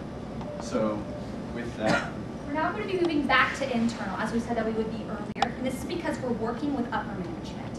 Now, as we can see, Chris has been violating corporate policy. Now, Scott and Chris are obviously friends, they have a mentor relationship, they've known each other for a long time, so there's definitely a toll with this. However, if Scott takes the blame, then someone else could potentially fill that position and continue this cycle of unethical behavior. So it is overall the best decision for Chris to let company know about what, to have Scott know, let Scott tell the company about what Chris has been doing. Now, this is important because our goal is to change corporate policy across the board. Now, Vlad will be an example of this because what we want is we want the international corporate policy to see these changes that are being made and to use Vlad as a model because we want to use this kind of relationship to show what we want for as a whole. So, we know that cultures are different everywhere, and we want to be ratifying this contract to exclude some of these poor cultural behaviors that we think are actually unethical, but and still be able to include some. So we're meeting people where they are at, essentially. We're excluding some of the poor ethical decisions and legitimizing of the other ones. So now we're going to be moving on. So now to the collective, which is basically joining everything together, bringing it into light with the industry. So within our new contract, like we said before, that is what our plan of action is. We want to ratify the contract with our local constituents internationally. And within that, we want to highlight what is the grease payments. Basically, under United States law with the FCPA, it states that greasing payments is facilitating or expediting payment to a foreign official, political party, or a party official whose purpose is to expedite or to secure the performance of a routine governmental action by a foreign official. And like we said previously, part of Vlad's job description is expediting getting us permits, getting us code violations, all of those things expedited. So this falls underneath the definition within the U.S. for greasing payments. So our proposal is that we bring that to light in a contract, and we're just open. This is greasing payments, also known as facilitating payments, and that is completely legal under the FCPA, and that will continue the practices that Vlad has been doing on our behalf. Now look at Russia, just to remind you, the Hofstede model basically stated the way that we used it was the masculine and feminine aspect. And so masculine being the U.S., and feminine being the relationship with Russia. And so we take that to blunt, which they really like this relationship, and blunt is basically our way of greasing, or it's similar to our greasing. And so what that is it's kind of like an exchange to create a relationship, and that's really all it is. So it's very similar to us. And to kind of marry both of these ideas together, we move on to something that we kind of created. It's the Benedictine business principle, which I mean, it's not integrated, it's just what we kind of came across. And so we move this into the tips and commission. And what FedEx does is we ship something out, and basically it gets there at a certain time. To expedite that, we give them a little bit more money, and it gets there faster. Right? And so what we did is we moved it from not only tip, but to commission that to be into Vlad's contract. And so once we put this in his contract, the commission will have that drive force naturally for him instead of that under the table, a little bit extra money, that's really kind of what we see as wrong. So we instill this commission. So now we're going to be moving on to an introduction of a confidentiality agreement. So far, Vlad's jobs have included getting the correct permits, forming relationships, getting some labor relations, and looking at code violations. But he's also been a provider of insider information, and that's something that we can't stand for. And this is because we're going to apply the same logic that we were applying to bribery earlier. And this is with the theory of rights and justice. We look at it and we see we're not creating an even playing field this way. So if we're getting this insider information, it's just not fair. And so what we're going to do is we want to cut that aspect of their relationship. And so as we do that, we will definitely make a sort of competitive disadvantage for us. However, we have these standards, so we are not paying for this information anymore and hoping that these other countries will follow suit. Because if you look at the Organization for Economic Cooperation and Development and the United Nations Convention Against Corruption, there are over 150 countries that have come together, and they have decided that we will not stand for corruption. And so we believe that if we step above and we say we will not be doing this anymore, then they will continue to join suit. In addition to this, we want this confidentiality agreement so that Vlad will protect Lancaster. We don't want our potential information to go out to these different companies. So we're hoping that these countries will follow suit and that we'll be able to protect Lancaster as we embark on this expedition. So in conclusion, we're trying to be as idealistic as possible while being practical with our business interactions overseas. Since we care about Lancaster and Scott together, we believe this new kind of contract will help promote the growth and protect both classes of both entities. And like we said previously, we were going to legitimize grease payments within our contract, our new contract, which is both protected under Russian and U.S. law. We'll also be eliminating any practices that give Lancaster an upper hand because we're sticking to those ethics. And we'll be keeping that confidentiality agreement in all of the contracts so that if he does go and speak, then we will have some sort of litigation. All right, and we also would like to instill a new ethical policy along with regulatory systems that we'll be using on the business side, Chamber of Commerce, and on government, something like the UN, and for both OECD guidelines that we mentioned earlier. And finally, we just want to really push forward the theory of rights and justice with what we've operated with. Once again, that definition is values basic and unalienable entitlements that should always be protected in the fair treatment of individuals in a given situation so that everyone gets what they deserve. That's really what we worked with our entire model. Yes, as business students, we're taught to be competitive, we're taught to make profit, but we're also taught that this is a culture that's, our world's becoming more global. We're supposed to treat every culture with respect. So we really tried to form our whole policy with that in mind and with that theory. Because although we want to keep our own company's ethics in mind, we also want to work together to continue to do business.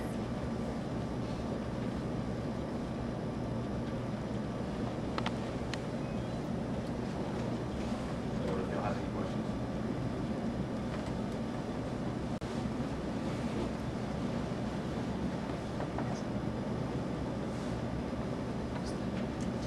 Yeah, you can start your questions. Oh, okay. They just told us we weren't supposed to start. Anybody have questions? So basically the payments that have been going to Vlad, you're fine with what he's using it for, just call it something else? Well, basically, it's twofold. We saw that with the FedEx business model, the expediting, more money to expedite service as far as building permits, we saw that as legitimate because of the greasing payments under the U.S. and Russian law. However, we wanted to differentiate that things like the insider information, giving him extra money to get that information, or put our name out further when it's inappropriate, is not okay. And that was why we wanted to be as explicit as possible with a contract. We feel like that would protect us the best. We can say this is how it looks, this is not what we're okay with, and this is what we are okay with. And to add with that, like the SEC describes about an arm's length rule, we figured that, with what the facts were given to us at hand, that's what we were working with, and that's the scope of our decision. So, does that answer your question?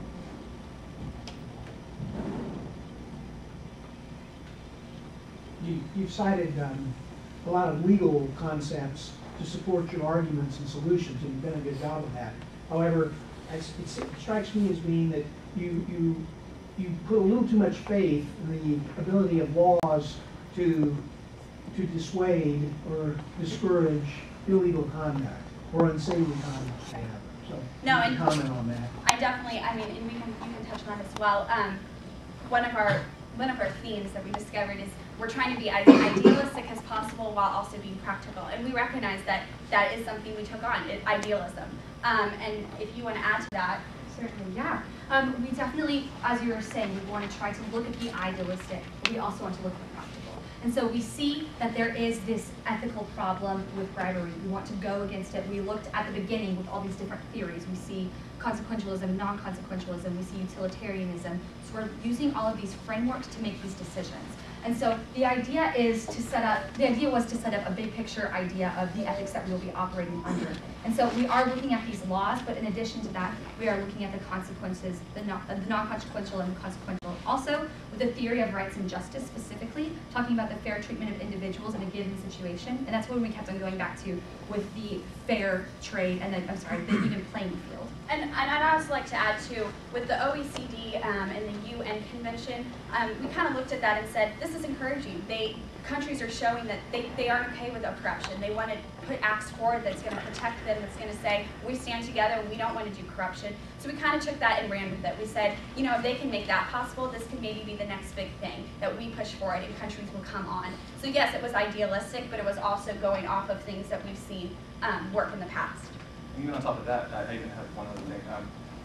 We have self-governing, which is basically the corporation, and we also have government. All of that, like she mentioned, OECD and things like that, they kind of instilled certain ideas in us, such as like ethics classes, things like that, and it would further that education and also give value to basically their job. So you guys mentioned, you have these fantastic ideas of changing the world in Russia. What does that mean? That's a huge undertaking. What does that mean, dollars and cents to your company? And how are you going to survive if you try and change the world? That's a great point. That's actually a great question. Since it is an illegal act, there's actually, like Wall Street Journal and New York Times discussed that the actual implications from the FCPA, the penalties are staggering. So with that, they need to actually abide by the rules, and that's not going to change. That's something that they've actually enforced, that they're actually going to make more stringent and worse, because they want to reinforce these ideas. And so with that, we understood that with transparency and actually reporting it earlier would actually help this company in the long term, as opposed to the short term of just understanding the bills and dollars of today. So and it's the same idea of what we were talking about earlier with, in the long term, it will be a much wiser decision to stop with this insider information. In the short term, it's going to hurt us. Certainly, because we're trying to keep this idealistic view. But in the long term, we want to continue to strive for that. And so we've got this financial aspect of it, and we've also got just the cultural and ethical aspect of that as well. And that's why we spent so much time with researching the greasing payments, because that is the only way that you can combine the two cultures, because that is how business is done over there. And like you said, we're going to lose profits. It's not going to work if we do some sense of that. So we tried to find the legal way to do that, and that was the greasing payments. And we don't want it to go to an extreme either. We figured this was the best way to combine the two different kinds. Are you concerned with the fact that, I understand realigning GLOD with your new contract system, but are you concerned with his reputation with the government, how that is going to impact? Stop. Please help me thank the team from Texas State.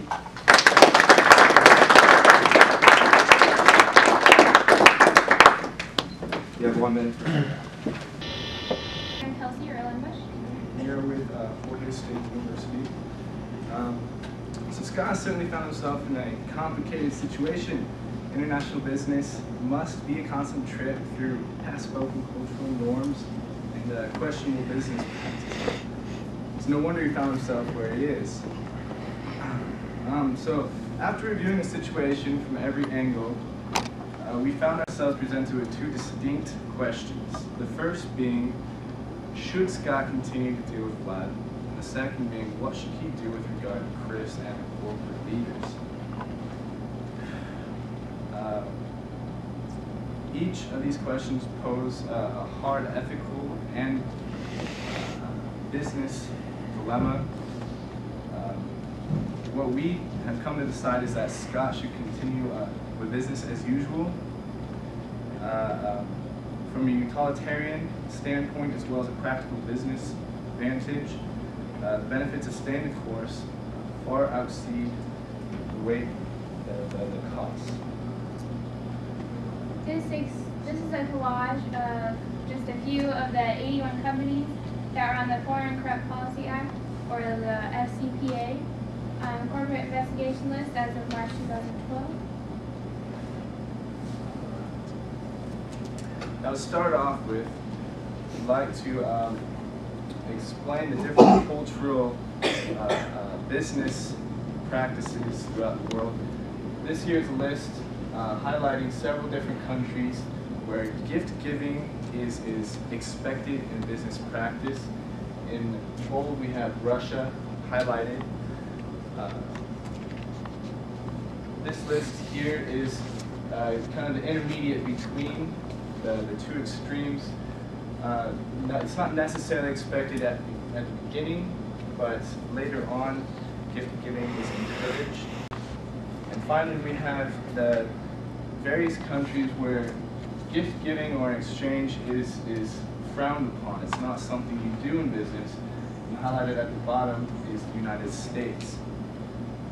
And what we're trying to highlight here is the extreme difference in cultural business practices.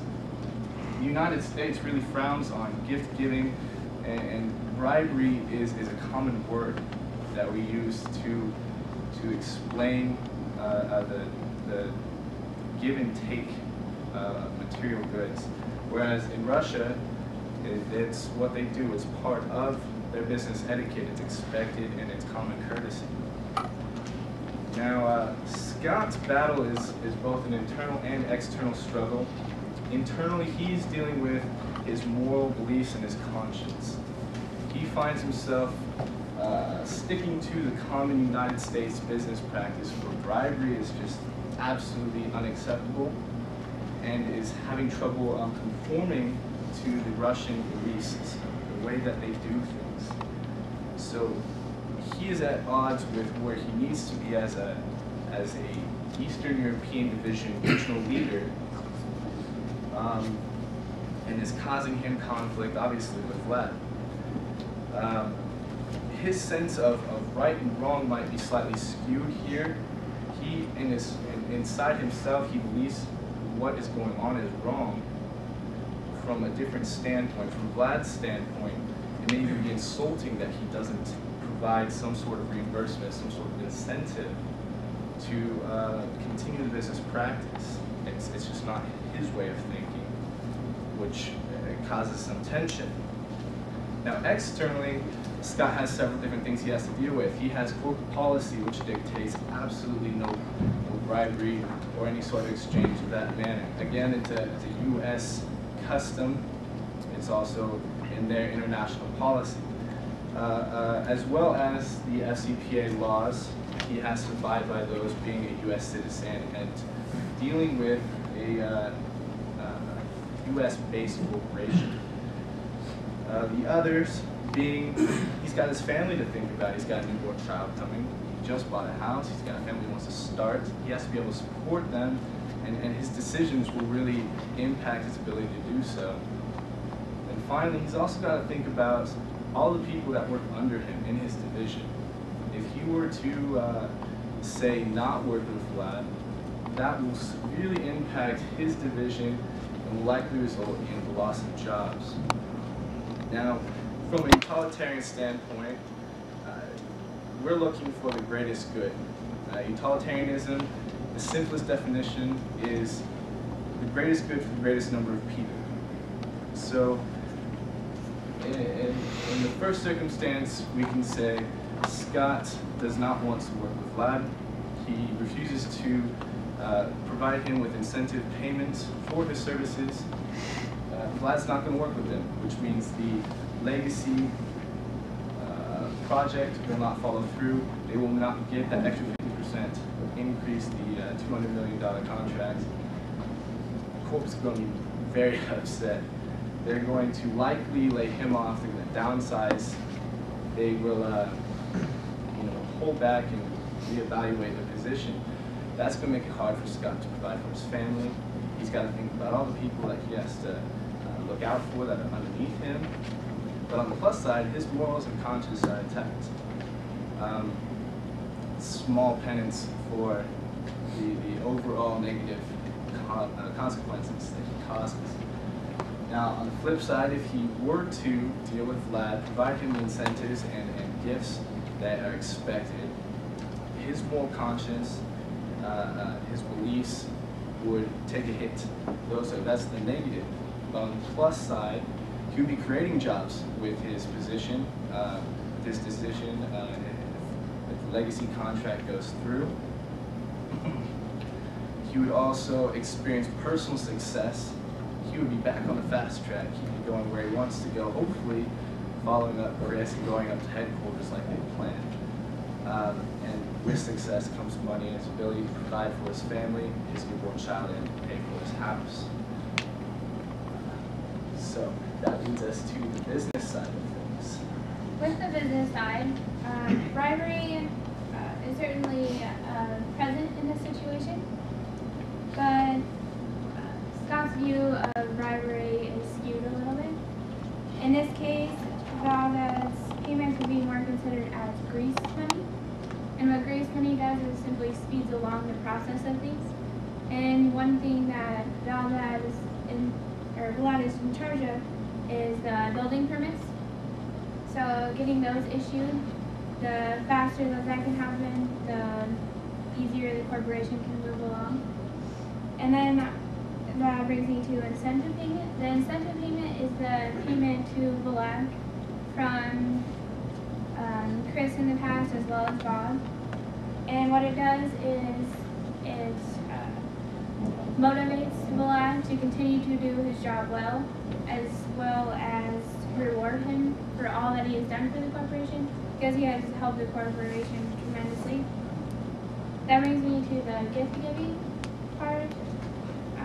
As I said before, it's a part of business in Russia, as we see the United States may see it as a different view. But in Russia, that's part of good business etiquette. And doing business in the host country, we wouldn't want to be rude about not practicing the good business etiquette in that country. Valdez contribute to the company. Both Chris and Bob have made payments to Vlad, and for many years now. And Russia has 7 of 10 of Scott's biggest clients. And as it was said, the corporation was expected to increase 5% this year and 7% for the next year. just one example of how well the corporation does in increasing. The Legacy Resorts project was the most recent project, and if it all goes well and is done how expected, it could increase up to 50%, which could give revenue of $200 million to the corporation, which would help tremendously, not only revenue, but in help creating jobs as well for the corporation. And on the downside, there have been many similar corporations that have done business this way, and they were turned into the FCPA, and with those comes consequences. You could be fined from the FCPA anywhere from $2 million to $25 million. Also, you could get fines from the U.S. Security Exchange Commission from up to $500,000. And there can also be prison time involved for those who took action in this. That being said, you kind of have to see the financial gains versus the fines that could take place. This has been going on for years already, and with that being said, they've already made a lot of money from it, and they've also created many jobs from it. Whereas it can continue for many more years, whereas the fines are not as much as they're gaining in the business from that standpoint. Okay, well, that brings us to our second question then. What should Scott do concerning Chris and the corporate leaders? The easiest way for me to explain is to begin to pose you a scenario. Scott has already made a very serious judgment call and cost the company $25 million in debt. He has to explain that away. At the same time, he needs to know the involvement and knowledge of the corporate leaders, of whether they accept the fact that incentive payments are given to Vlad, or if they're completely naive of the business practices in Russia. So we have a chart here, and it's going to graph the way we go through the scenario. Now, first, we can pose that they do understand business practices in Russia. They know what's going on, they know how the system works, and they're going to expect things to be done where they need to be for the company to progress. That leaves Scott with one option: continue the course, keep making the corporation money, stay on this fast track to success. The other option, or other scenario, would be that the corporate leaders are naive to the situation. They don't know particularly how business is done in Russia. That gives Scott two avenues of progress, of forward moving. He can start with explaining how things are run. He can tell them about the gift giving, the business etiquette that's expected, and he can also admit to them he has been involved in this process. Corporate leaders are likely to take this in a negative way. Well, policy dictates that the giving of incentives or bribe money is unacceptable. Scott will likely be fired. The corporation will be set back. No matter what they do, they'll be in a poor position, and jobs will likely be lost from this decision. Again, from the utilitarian standpoint, that is not okay. Greatest good would be if Scott were to explain what's going on and put it in such a light that they would understand that it's necessary, and the involvement of the individuals in the company is progressing them towards new avenues of revenue and helping the corporation rather than hurting. Likely, the corporation leaders would see this, understand it, and work with him and ask him to continue as he has been. So, following this scenario, the utilitarian way of doing things would be the greatest good. Stick with it. Let them know what is going on, not necessarily admit that him and Chris have been involved. Obviously, look, Scott will be involved, as admitted. However, in the light of things, they'll want to continue business, hopefully continue a business in the light of the revenue coming in and his success in the region. As you can see, there are many different avenues to pursue in this case, and we found that our approach was the most economical decision in the end, and we focused on whether Scott should continue with Blunt and whether Scott should talk to the corporation about the issue. And without Blunt, the company would suffer tremendously. It would cause many of the jobs to be eliminated in the Eastern Europe nation for the Lancaster Corporation. And for this reason, business as usual is the best solution. And these are some of the sources we have from our research that we did. And are there any questions?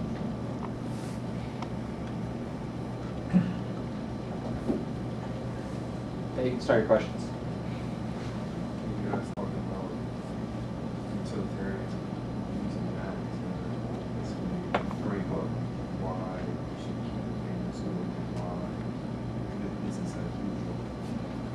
Saying that that's the big ways with the ways. Do you feel as though with different potential penalties that may result of continuing this type of practice for the company, have you thought about maybe price of the stock or maybe potential shareholders and how they could be affected as well, and just the company in general, and let the value of the company go down and other things like that?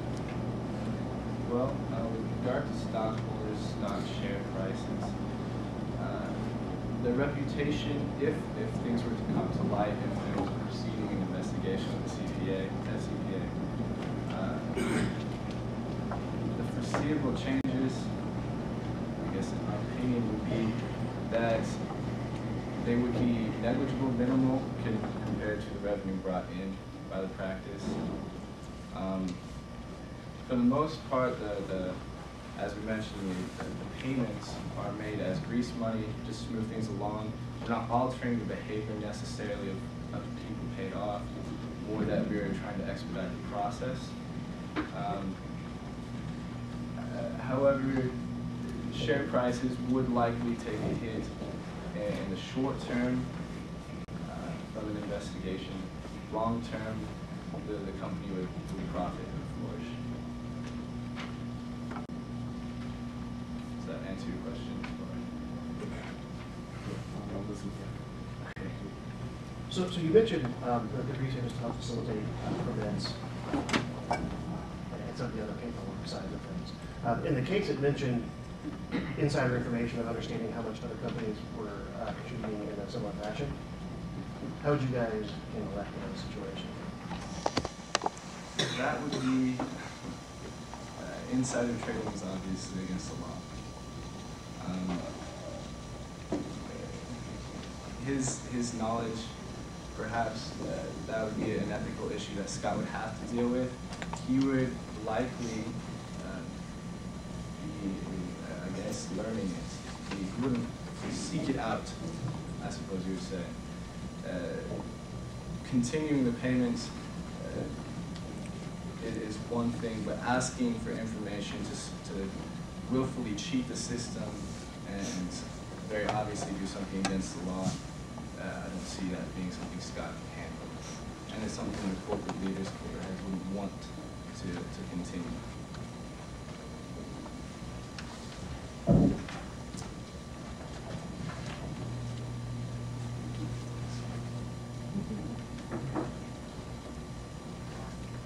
Did you, when you were applying utilitarianism, did you think outside of the short term of the corporate, Scott, in that group? Did you think about Russian society and how the ongoing bribery affects their whole,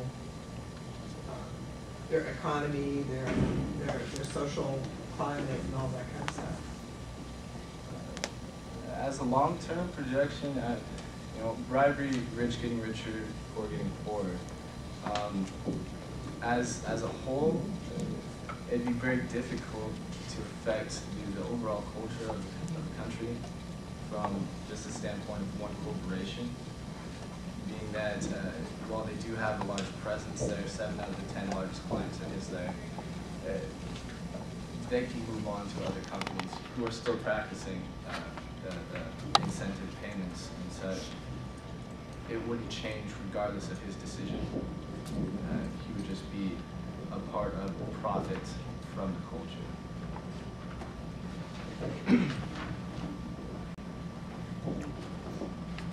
Where's your line between gift giving and bribery? And where does the grease money fall? Oh, it's obviously a very gray area.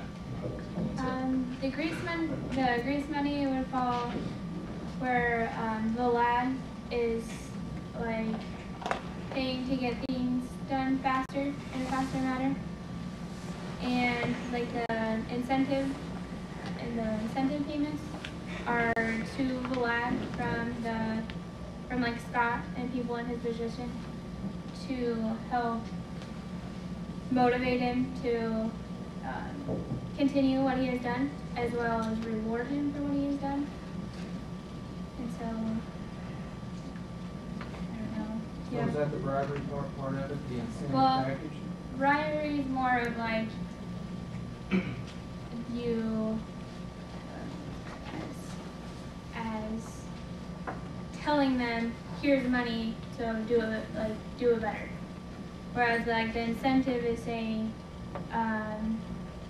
here's a little, here's some extra for what have you done, and to in that sense, the lad's gonna say, well, that's help him motivate to continue doing what he is, because he's getting rewarded for it.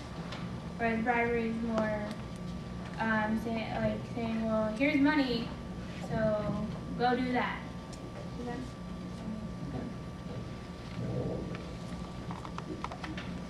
So with what you guys are saying, the grease payment, would that continue to come from somebody in Scott's position? Or would that come from Lancaster corporate? Who would facilitate those payments to Vlad? It would likely continue to come from Scott or someone in his position as an individual basis, individual appraisal of Vlad's abilities. And the payments are, we call them a bonus after the fact, a reward for going above and beyond, getting the job done quickly where it needs to be.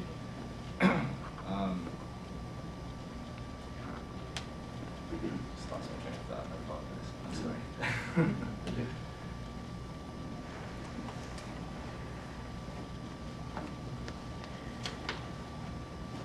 Judges, are there any further questions?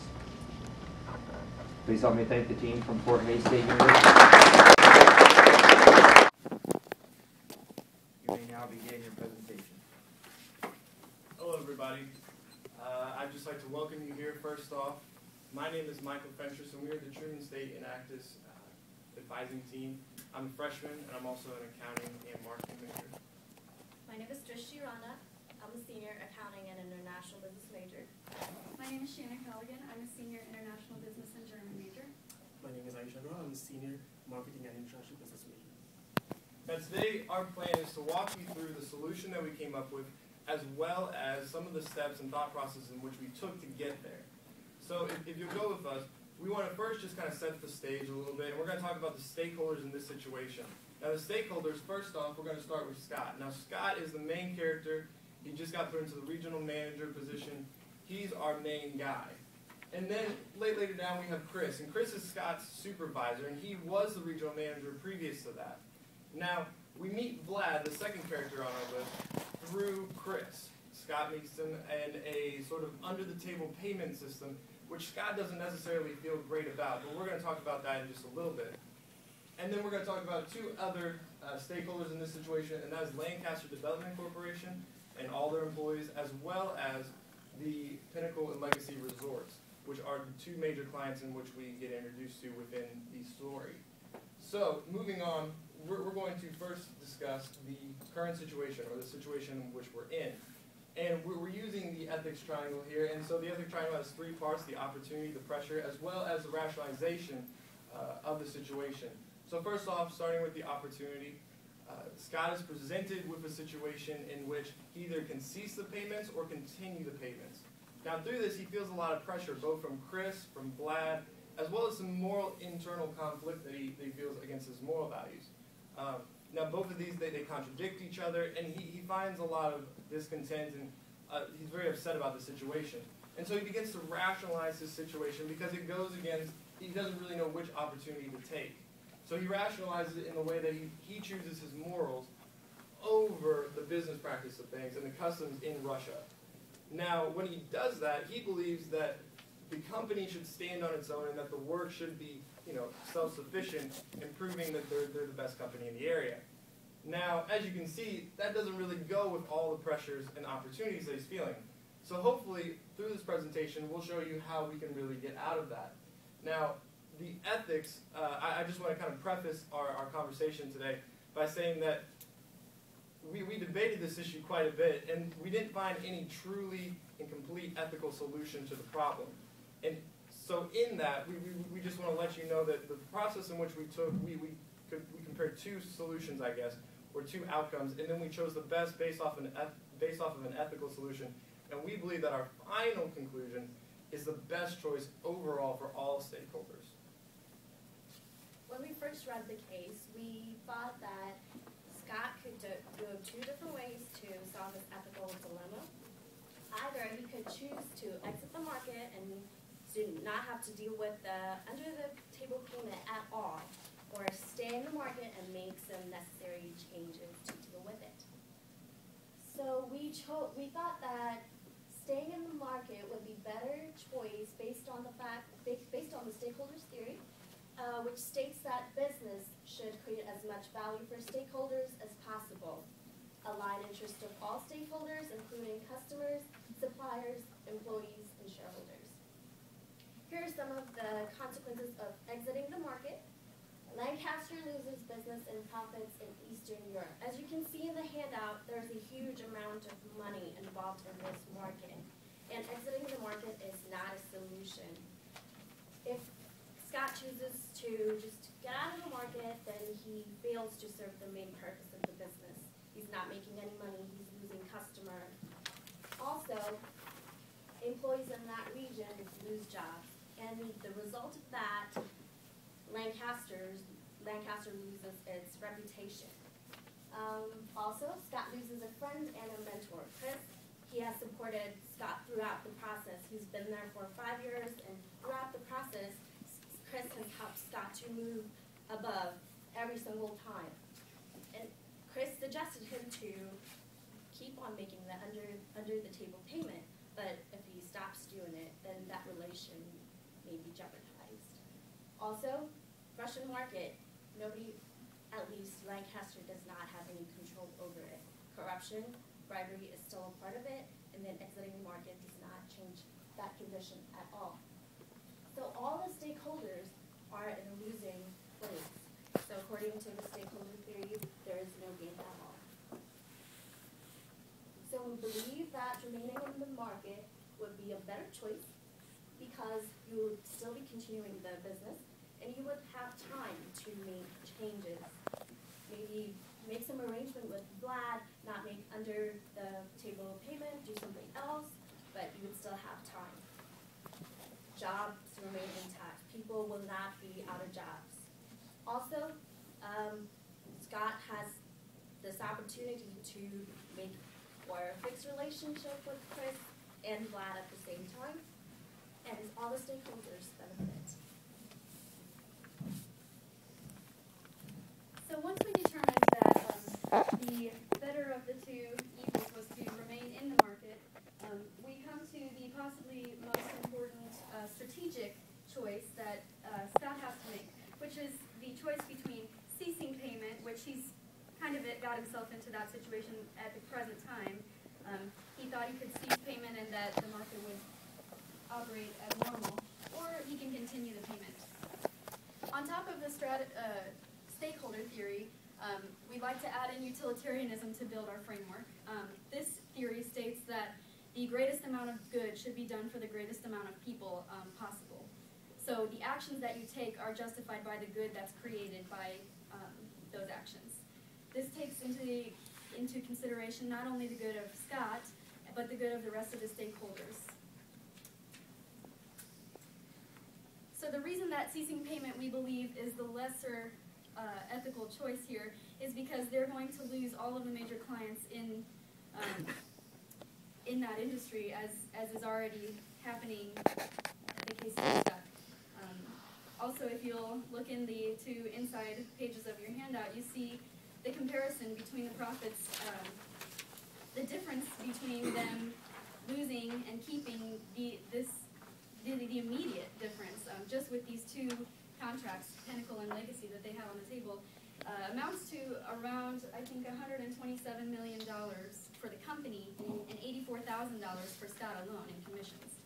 So they'll lose immediately those major clients and certainly probably reduce their they'll reduce their contacts and their opportunities for future projects, which will then cause their profits to decline. And there's a very high probability that eventually they'll be forced to leave the market, which leaves them in the same situation as if they would have exited the market in the beginning. Again, nothing has the opportunity to change within that market. If they continue payment, like I said, with the two contracts immediately, there's a large profit for both the company and Scott. They'll keep all those major clients. In keeping Vlad, they'll maintain those relations in the region. They will increase their opportunity, or at least keep it there, to gain further projects and gain further revenues.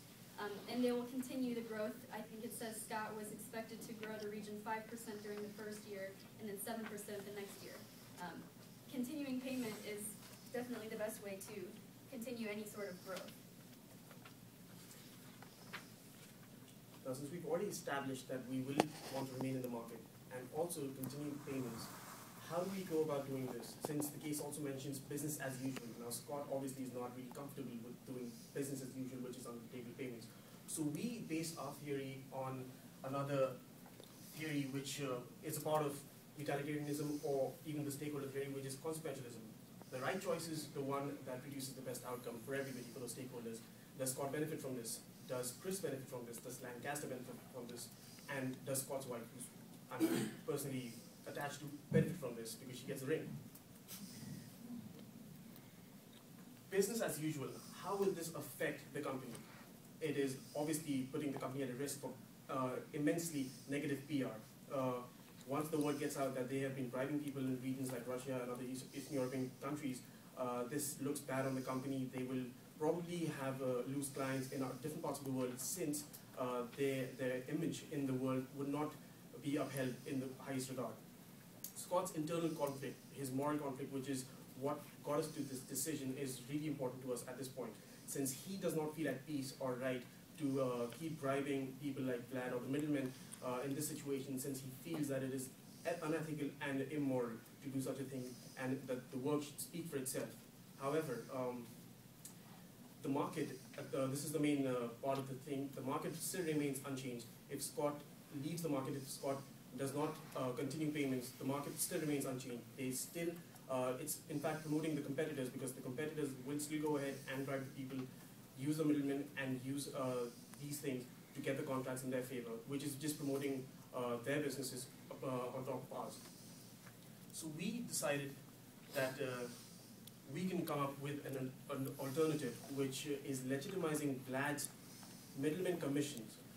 His grease payments, if that's how the case mentions it, could actually be legitimized by calling it a commission basis, which might be talked about in depth later on.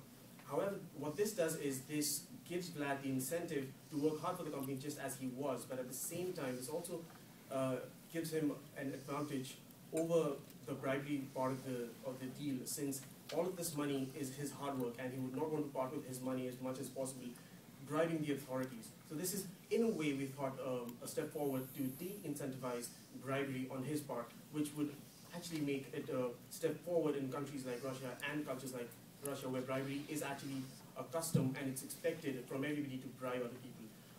It's a way forward. We think it's the best possible way to stop such acts. At the same time, we believe that it is a positive outcome for every stakeholder in this scenario, and it's a win-win situation for all our stakeholders. Now, if you'll turn with me to the back page of your packet, we're going to go through the actual recommendation that we're going to make. And this is in a 3-step process, we believe. The first step would be exactly as Aisha talked about, with reconstructing the commission plan. Now, this would look like when Vlad makes, as you can refer to the graph, as Vlad would make 6,000, or as a contract would come in, for $25 million, Vlad would make 6,000 in commission. Now, it would increase by $1,000 until we got to $200 million, and then it would cap off at 13,000 because we believe after that it would actually reverse the disincentive and create an incentive to bribe because he would have extra money, more than he would need. Now, we believe that this will help our company because one, if he's going off of a commission basis, what we mean by that is that he will get paid after we get a guaranteed contract. So once we sign the contract, we'll pay Vlad the commission, and that way he will have incentive, one, not to bribe because he has the money afterwards and not beforehand, as well as he can keep the money. It guarantees our company a contract rather than just the thought that we might get it, and it helps to legalize the situation in a sense because of the fact that we're not paying the officials directly like Chris was. Now, the second part of that would be that we plan on instituting a cultural awareness program. And this is really the ethical standard and also the issue of Chris, which we didn't really address earlier if you noticed. Chris, he was operating under the table, and is it ethical not to turn him in? We believe that the better option would be to institute a cultural awareness program within the company. So Scott would go to upper management and say, hey, we need to teach these cultural values. We need to put in more education inside our company. We need to wipe out and put in transparency of this issue so that we don't get taken advantage with people like Vlad. Now, this would help in a lot of ways, and it would also help Scott and Chris because they both wouldn't be harmed in the situation and would be further helped through the education process of that all. And then the third and final step would be that and this may be the hardest, but we plan on educating the Russian parties in which we're involving ourselves in with the actual plan, or with American and U.S. business practices. Now, this would look simply like saying that we want to create a middle ground between you, that we want to have cultural understandings, and we respect you, but you need to respect our business practices as well. So coming at them with a more, trying to find that common ground, we believe will help Scott in not having to create some of the ethical dilemmas that he has problems with. Now, you may notice at the bottom we have the positive and negative effects, and you can obviously see that the negative effects are highly outweighed by the positive effects. And I'll just go through a few of the positive effects real quick. We have conformity with the U.S. and Russian law, the actual law of both, and it works perfectly. There aren't any problems with this system. Second, there's job security for all of Lancaster's employees, which is good because the employees don't lose, the stakeholders don't lose, going back to the stakeholders theory. And finally, we have Scott's personal life really isn't hindered in any way because Vlad and Chris, they maintain the relationships, and he is better off in the end because he makes the commissions, and so does the company in the middle of the packet that you can see. So on the other side, the only loss that we would see would be the commission to the company. The company would now have to pay $13,000 at the most for a $200 million contract, which, when you think about it, if you're signing $200 million contracts, $13,000 really isn't all that much. It isn't it's a very minor loss for the company. However, it legitimizes everything and helps to implement a more ethical standard, which overall helps. So this is our recommendation that we're giving to Scott because we believe that this will most likely promote all stakeholders winning. We believe that there was no purely absolute way to uphold every ethical standard, but going through the process, we believe that this is the most ethical solution because it increases the business that we're providing, as well as takes us to a higher ethical standing ground. So without further ado, we'd like to ask if you have any questions, and thank you for listening to our presentation.